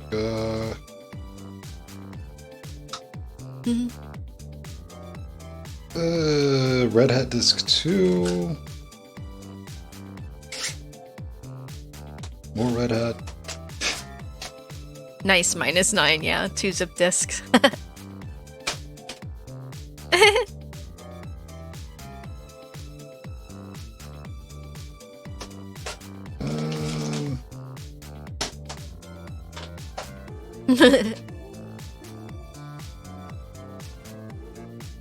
Yeah. Here you guys go. You want a copy of Internet Explorer on CD? Yeah, there you go. Internet Exploder.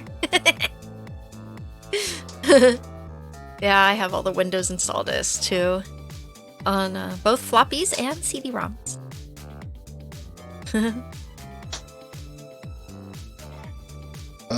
Do you need a installer Yeah. disk for your US Robotics 56K with X2 technology? Oh, yes. I actually have that disc too, Vin, because I had that modem. Yeah. Yeah, Steve Husband still buys CDs. Yeah, Steve Husband. I even mentioned you in the take show. that back. This is for your regular US Robotics 56K. Now, this is the one you needed for your okay. X2 technology. Ah. So I got 2 of those. I think that's about it. There's an original Needs for Speed. There's a board game, a Corel CAD. Nice. Linux 6.0. Yeah, I think that is it. Mm-hmm. So let me put these guys back up. That's why I brought this over here, so I do that. Yeah. Oh, man. I'm glad you had them easily available. I have to go to the garage to get mine. They're in storage.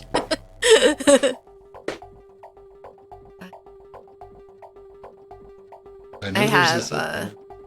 I've shown some of the ones, like all my original Knopics and all my original live CDs, and I would make custom artwork for the discs and print them out.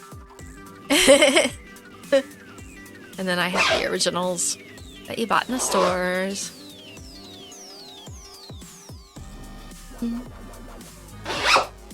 Yay, Vin!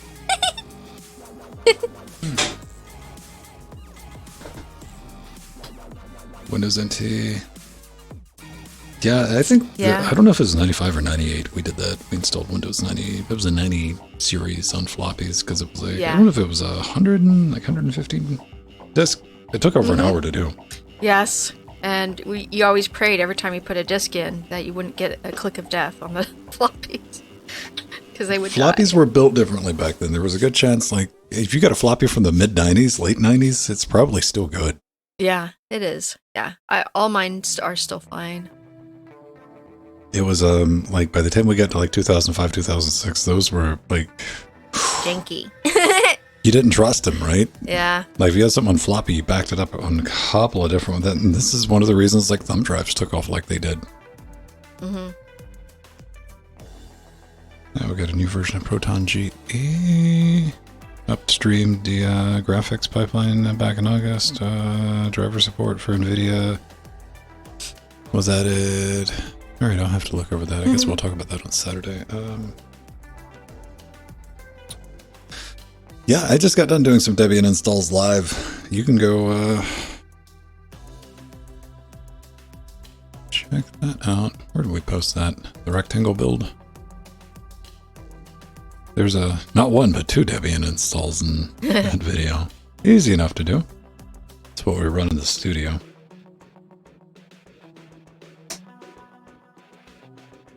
Uh, 256. Drummer, yeah. I don't have any 256. The smallest thing I have the original thumb drive, and man, it screams kill me. I don't even know if it works anymore. It's on one of my old keychains. 128 meg, like, flip out SanDisk. And that thing wasn't cheap either. Like, this was... that was...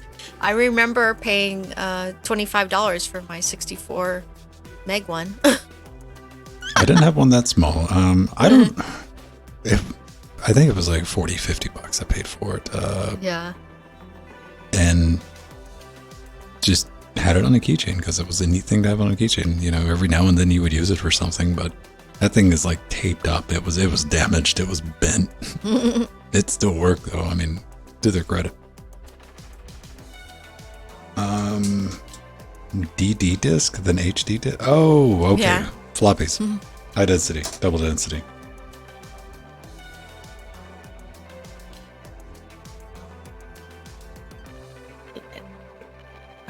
Justin posted. Free Beastie. There you go.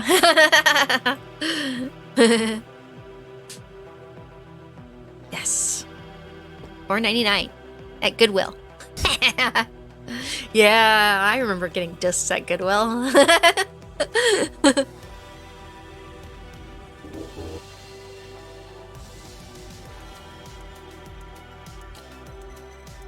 Yeah, I have a box with FreeBSD on it. I've got Window Maker on it, and I played with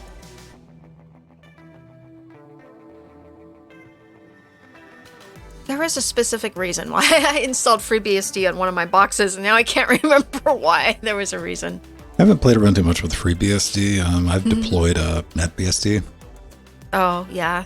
Professional, whatever that's supposed to mean, areas, but I mean, that's back then. We couldn't get cleared to deploy Linux at the time. Linux was still kind of not considered professional, businessy enough, but we could always get a BSD in where we had to. NetBSD was really good. I'm looking at the new Macintosh. They released like a new Mac Pro Ultra Extreme X13 yesterday, but they didn't do an announcement, so I'm trying to find information on it. Yeah, I know, right? A lot of you are like, wait, what? And I'm like, yeah, they released like a new M2 chip yesterday. Yeah, they did, and I started reading an article on it, but there was no other information. What is it? It's like the M2 Max? Yeah, M2 Max. Hang on. M2 Pro and Max, yeah. M3 Pro and M3 Max chips. That was in my news 3 nanometer. feed.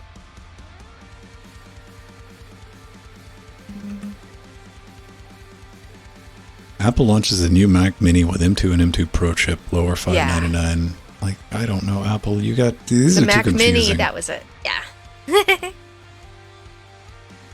Yeah. I was watching PC World. They were doing a live stream before we got started in here, and I think they brought up, he's like, yeah, apparently it's not faster than really anything Intel or AMD released recently, so they didn't really talk about it. Oh, okay. Interesting. So, yeah, that was in my feeds, and I didn't go through it thoroughly.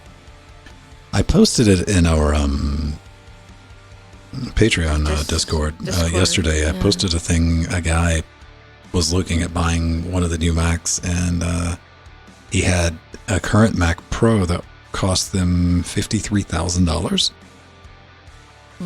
So it was a completely like maxed out Mac Pro, and he's like, "Yeah, this is one." And we wanted to see what we could get for a trade-in from Apple, and Apple offered him $700 for it. This is for a $53,000 system that they still sell today. So there you go, $700 trade-in.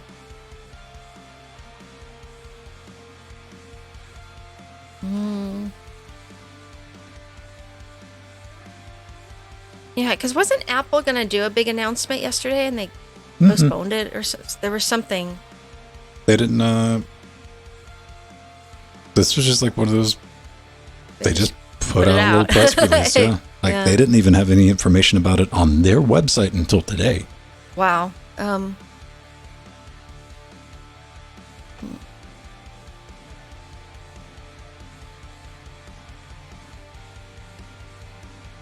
Yeah, getting a Mac Mini with an M2 Pro, that'd be fun.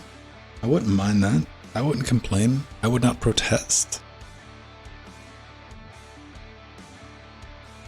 But I'm not going to pay the Aaron price for it. Yeah.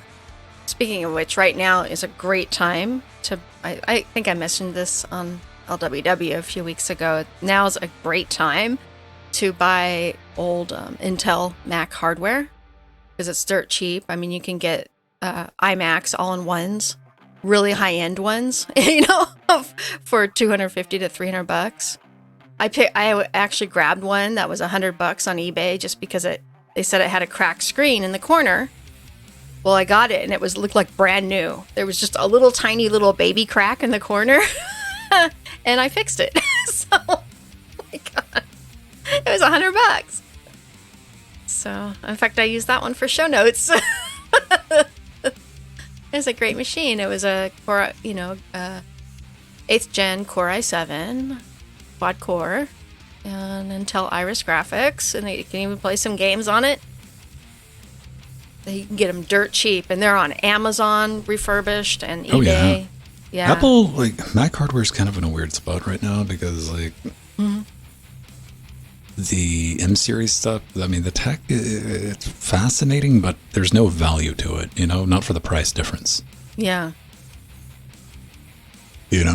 Like I'm fascinated with it. I'm like, oh, that'd be neat to have. But when I think about things these days, and like if I was buying that for work, and there's no way you could justify buying like what are the new Mac Pros versus an x86, like that versus saying buying, I don't know, a Threadripper Pro. You're delusional if you think that the new M series, cool as they are, would give you any type of benefit. Yeah.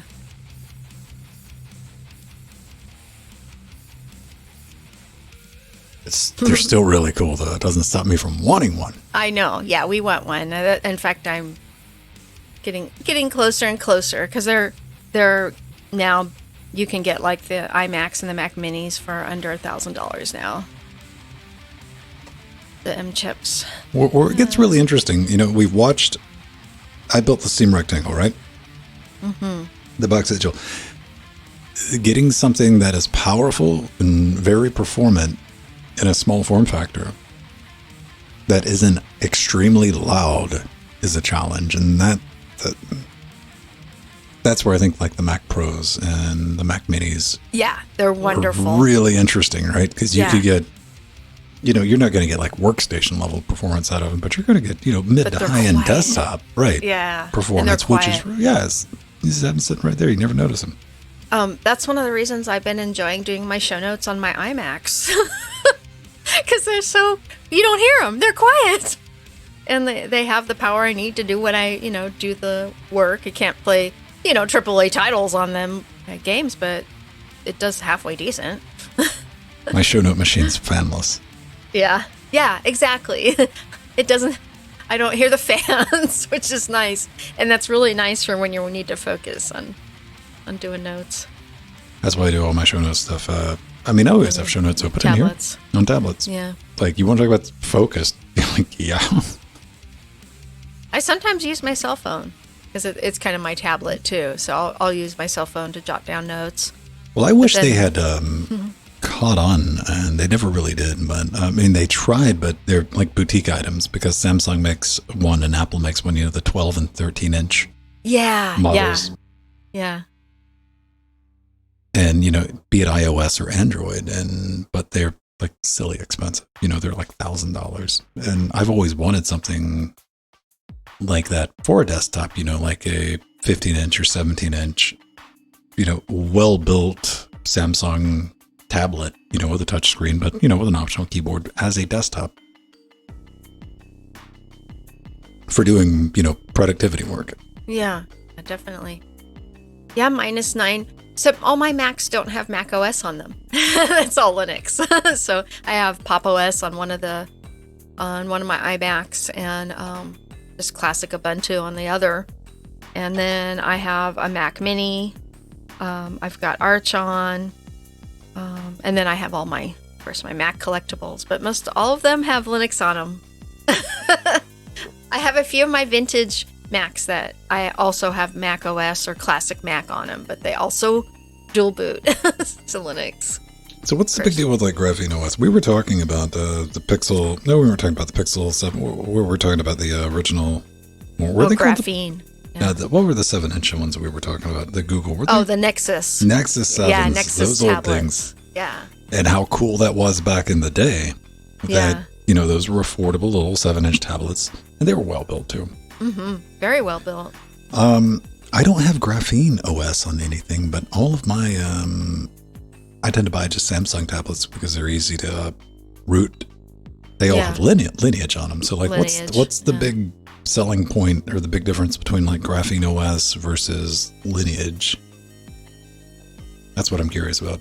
Yeah, I haven't installed Graphene OS yet because I've been just running Lineage or Ubuntu Touch.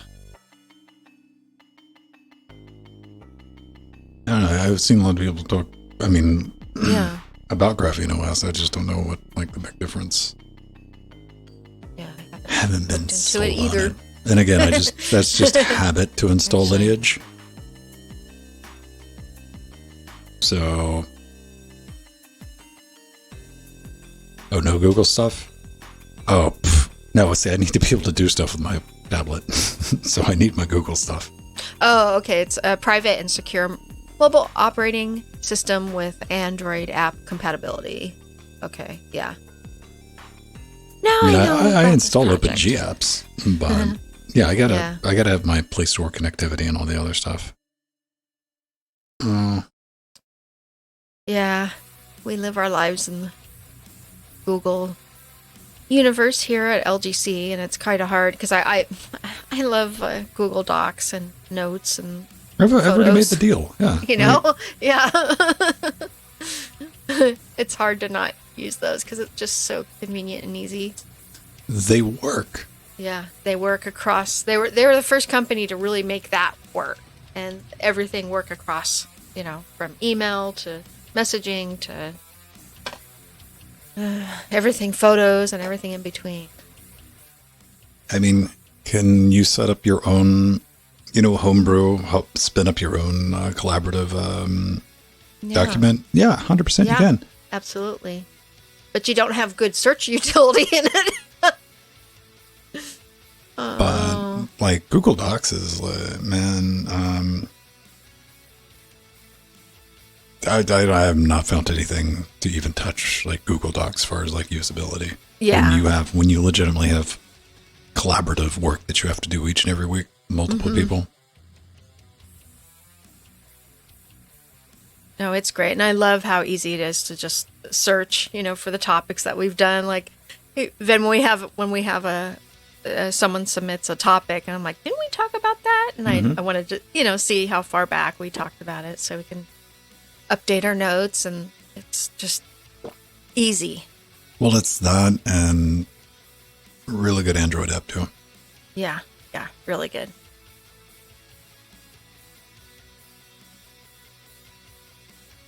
Like I love HedgeDoc, and that's an open source markup note taking. That's what I use over at Destination Linux.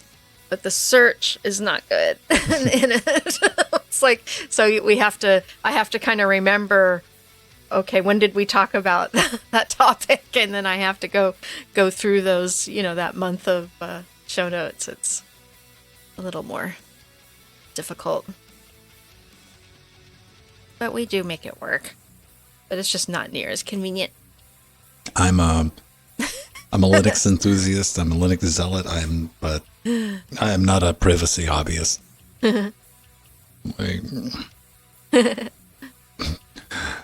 Google is one of those weird situations to where Google's never pretended to do anything. It's like, yeah, give us that data and we'll give you some cool stuff to play with.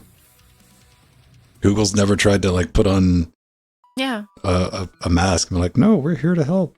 Like, no, you're not. Yeah, I've always made that deal with Google. But then again, I mean, Google's like one of those things, we were talking about that on Saturday. It's one of those companies that's been around to like, where you legitimately remember them being those like two guys at Scrappy Startup, and you would hear like little blips about Sergey and like, oh, look, they're taking on the man. And, the man was like search.com and Ask Jeeves and Yahoo. Mm-hmm. It's weird. It's an amazing company. I mean, they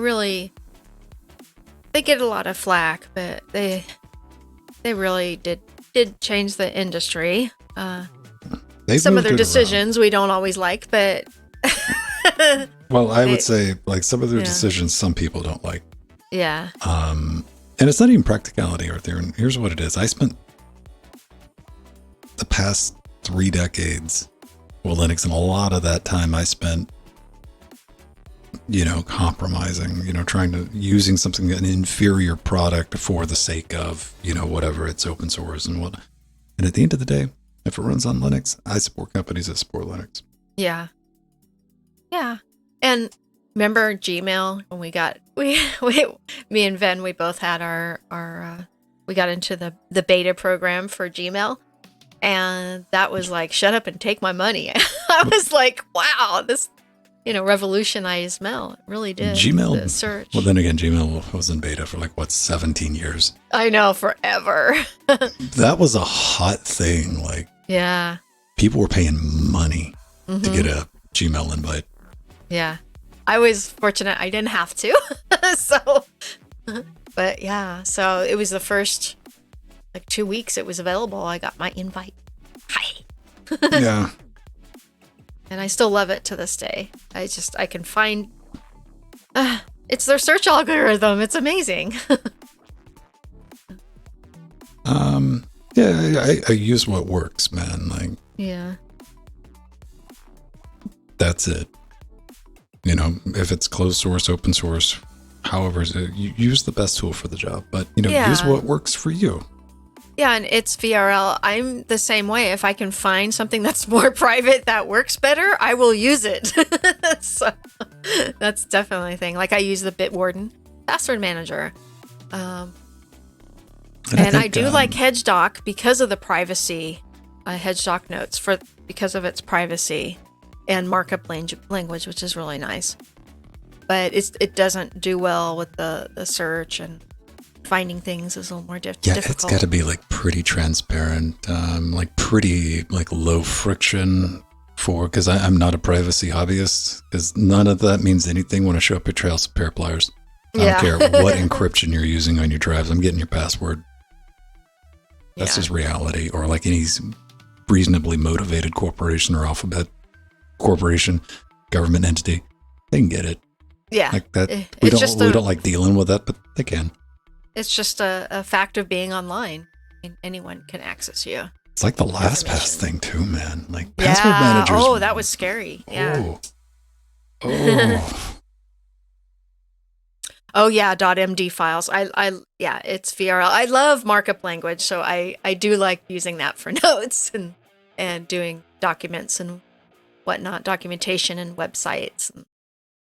It's really fun. Yeah, I think when Gmail came out, I was still running.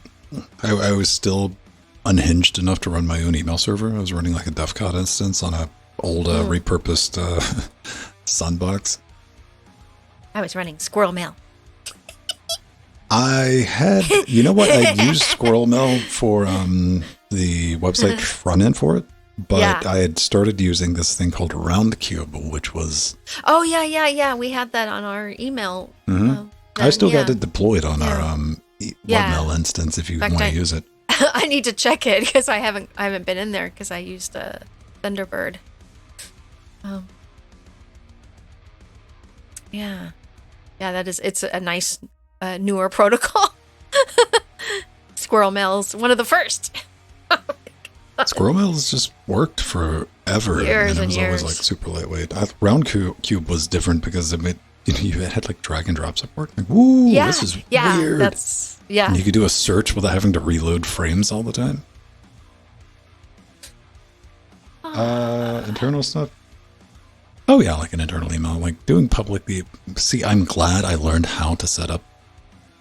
It's that type of like, what type of hobbies do you have? You know, my hobbies were like, oh, let's deploy Apache. Let's learn how to set up email servers. And, I just want to know how stuff works. Mm-hmm. And you get it out of your system. Yeah. Especially when you get older. You're like, I can pay somebody to do that for me. Yeah, exactly. I'm done setting up mail servers. As far as I get is like the Jitsi instance, I spooled up that, Debian instance. Yeah. But I'm not hosting that at home anymore. There was a time where I would have done all that at home. And I'm like, I'll pay somebody to do it. Oh, Nightbot. Nightbot's not having those caps. Uh-oh. Oh.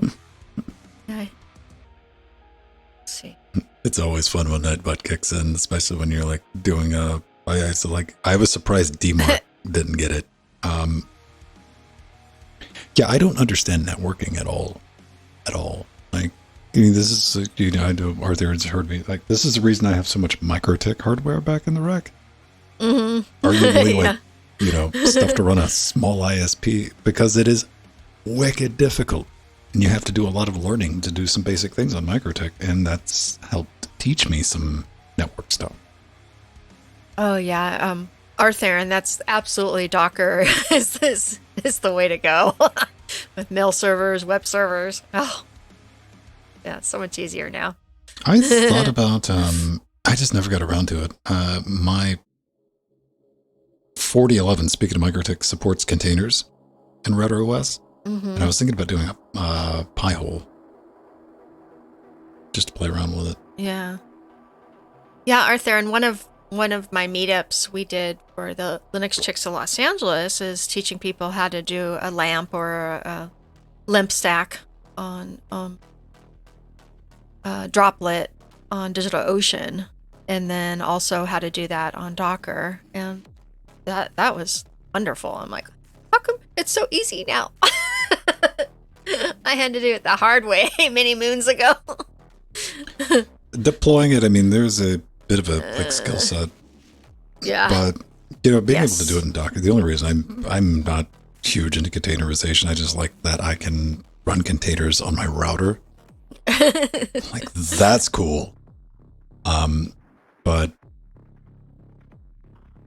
even when I was digging around setting up our Jitsi server and all that fun stuff, everybody's like, no, just download this container and run it. I'm like, how do I make changes to it? And I started looking over that. I'm like, no. I need to get in there and play around a lot. I'm not messing with it. So I just deployed it old school.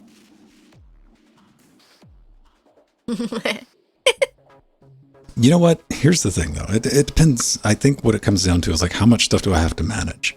And if I'm managing it from something else, then all of a sudden, yes, we're going to break out the Podman, baby. Yeah. Surface as a platform. But yeah, like bare metal stuff, like our Jitsi server, the Trackmania server, all that. Yeah.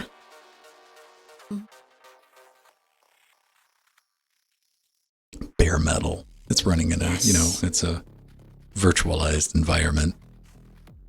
But, you get what I'm saying. Mm-hmm. All right. I think that's going to wrap us up. Do we get anything else going on? I got to go edit this bad boy. Turn it into a podcast. Yeah. New version Me too, of Arthur. And I still like things bare metal. and virtual. Yeah. It depends. Just whatever I got to work with. Yeah. I like knowing the underpinnings of things. Oh, and Bodhi. Yeah, storage is the only thing. Yeah, I understand you there. Yeah. Need that speed. Nice to see you, Bodhi. It's been a while since I saw your name in chat. I know you're listening. Mm-hmm.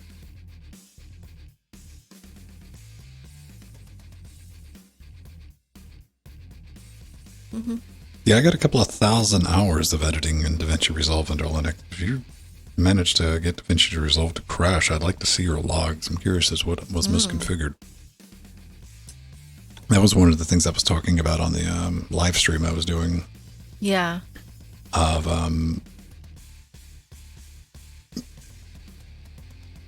DaVinci Resolve. Lurks. That stuff is multi-hour stream, like just slinging stuff around. This is my biggest point of contention with nonlinear video editors under Linux. Stability. I don't care what else you got. Stability needs to be the first thing. The idea of my editor crashing, especially when I'm bouncing around between, Fairlight and Fusion and creating stuff, and I'm in the timeline I'm slinging around. You've seen my data sets, 200 gigs at a time that I'm dealing with for 4 or 5 hours at a time. Uh-huh. Yeah. There's no crashing. And this is one of the reasons I run XFCE. The idea of my desktop manager ever crashing? Yeah, no. Exactly. That's how I feel about Window Maker. Same thing. Crash? What's that? Yeah. Stability and speed, man. I mean, that's reason. And you know what? We look at. I think we even looked it up on the live stream. It's under $300 for a copy of DaVinci Resolve. Just knowing that I don't have to worry about things getting tanked and just the speed I'm able to work at. But I mean, it boils down to those things. Yeah, hardware. At my age now and what I'm doing now, I use what works best. I use the best tool for the job. That's it. They support Linux. Done. We're good. We're good. That's all I need. And Vin has used everything. He's used Kdenlive. He's used OpenShot. OpenShot. Yeah. We used and Olive. I've used everything. Yeah, I keep every time I go back and I try it and I play around with it. But yeah, first and foremost out front is stability. Yeah. Stability.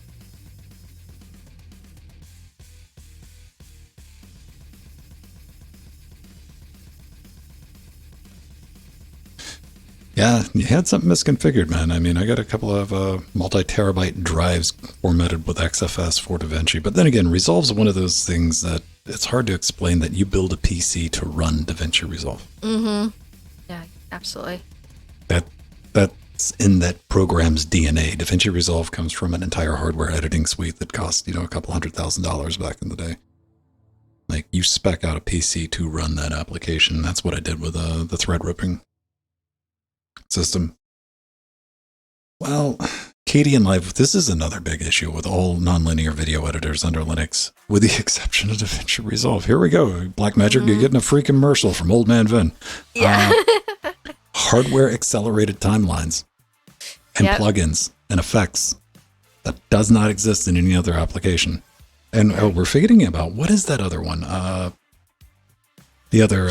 Not Ja Shaka. Yeah. No. It's the other... it was the one we used to use. It's got a little shark on it. It was used to edit Pulp Fiction. Oh, yeah. Yeah. Yeah. I have that one installed. Like, I get emails from now and then. Like, hey, do you want to try this new version? And I'm like, no, I'm good. I found what works. Oh, man, that's going to bug me. No, because I know exactly what you're talking about because I used it not too long ago, but I'm forgetting the name of it. File. Type in Video Editors Linux. Maybe. Let's see. Do. That one was very stable.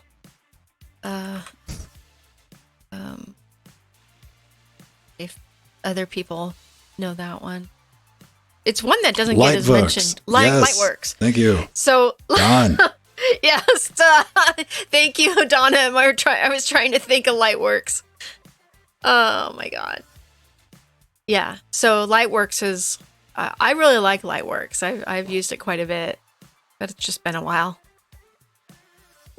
It's more expensive than DaVinci is. So. Is it?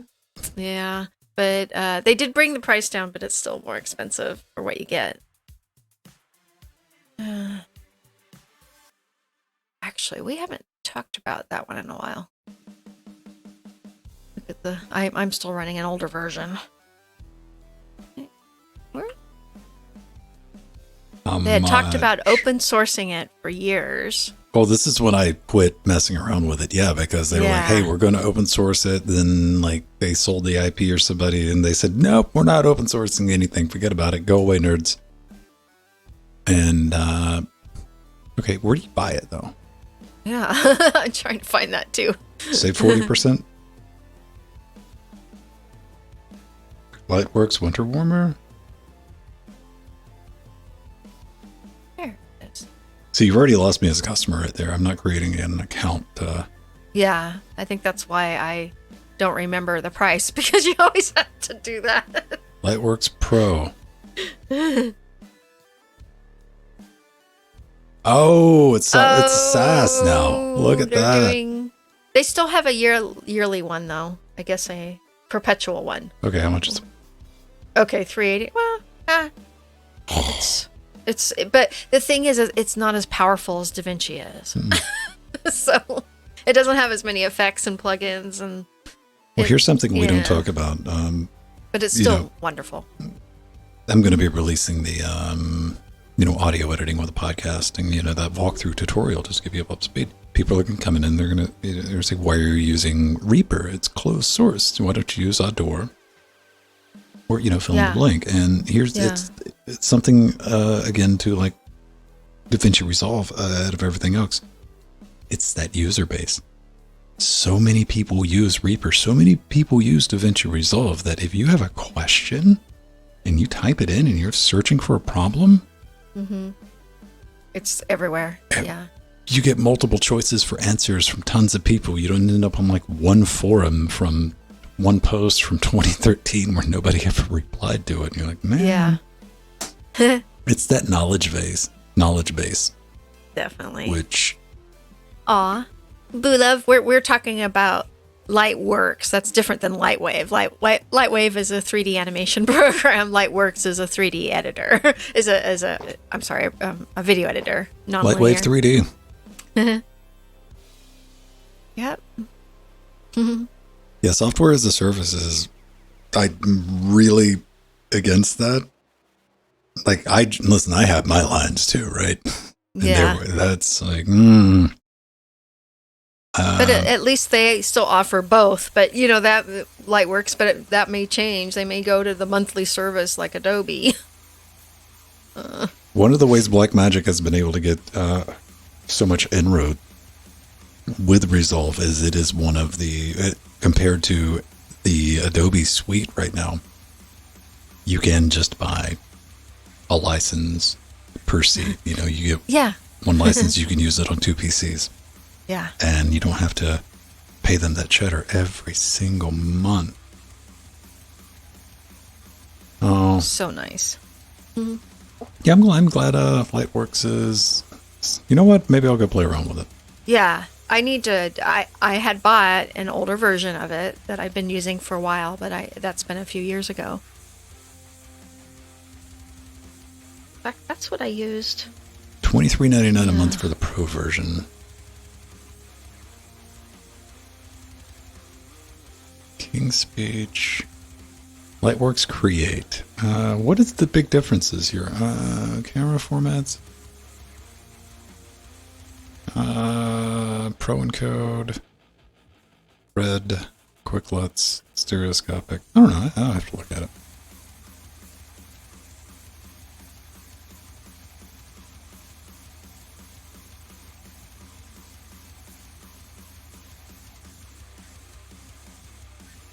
Yeah, as long as they have, be it software or hardware company, if they offer Linux support, that's usually where you'll get my attention. That's why I have the audio format converter I have in the Dawbox over here is the RME AIO Pro, which they don't officially support Linux, but, for the past 20 years, they've signed NDAs with open source developers. So like, here, if you want to set up and build the drivers for it, we got a program set up for that. You can do that and put everything together. So now we have Linux drivers for it. Blackmagic has drivers for their hardware, which is also good. So does Magewell. We got Magewell stuff. And, stuff works. All right. We got to bounce. Yeah. One of the other nice things about Lightworks, though, is it does work on all the Linux distros. They even had an app image of it one time. So it is very stable, and it does work on lots of distros. But I'd like to definitely play with the new version. Download that free one. Yeah, I think a lot of people immediately, again, it comes down to where you have to build the PC for the software. Yeah. Starting off with like, okay, here's the NVIDIA cards that you want to buy. Like, what are they? It's like, nope. You're buying an NVIDIA card for this. This is how you got to play this game. You lose a lot of people right there.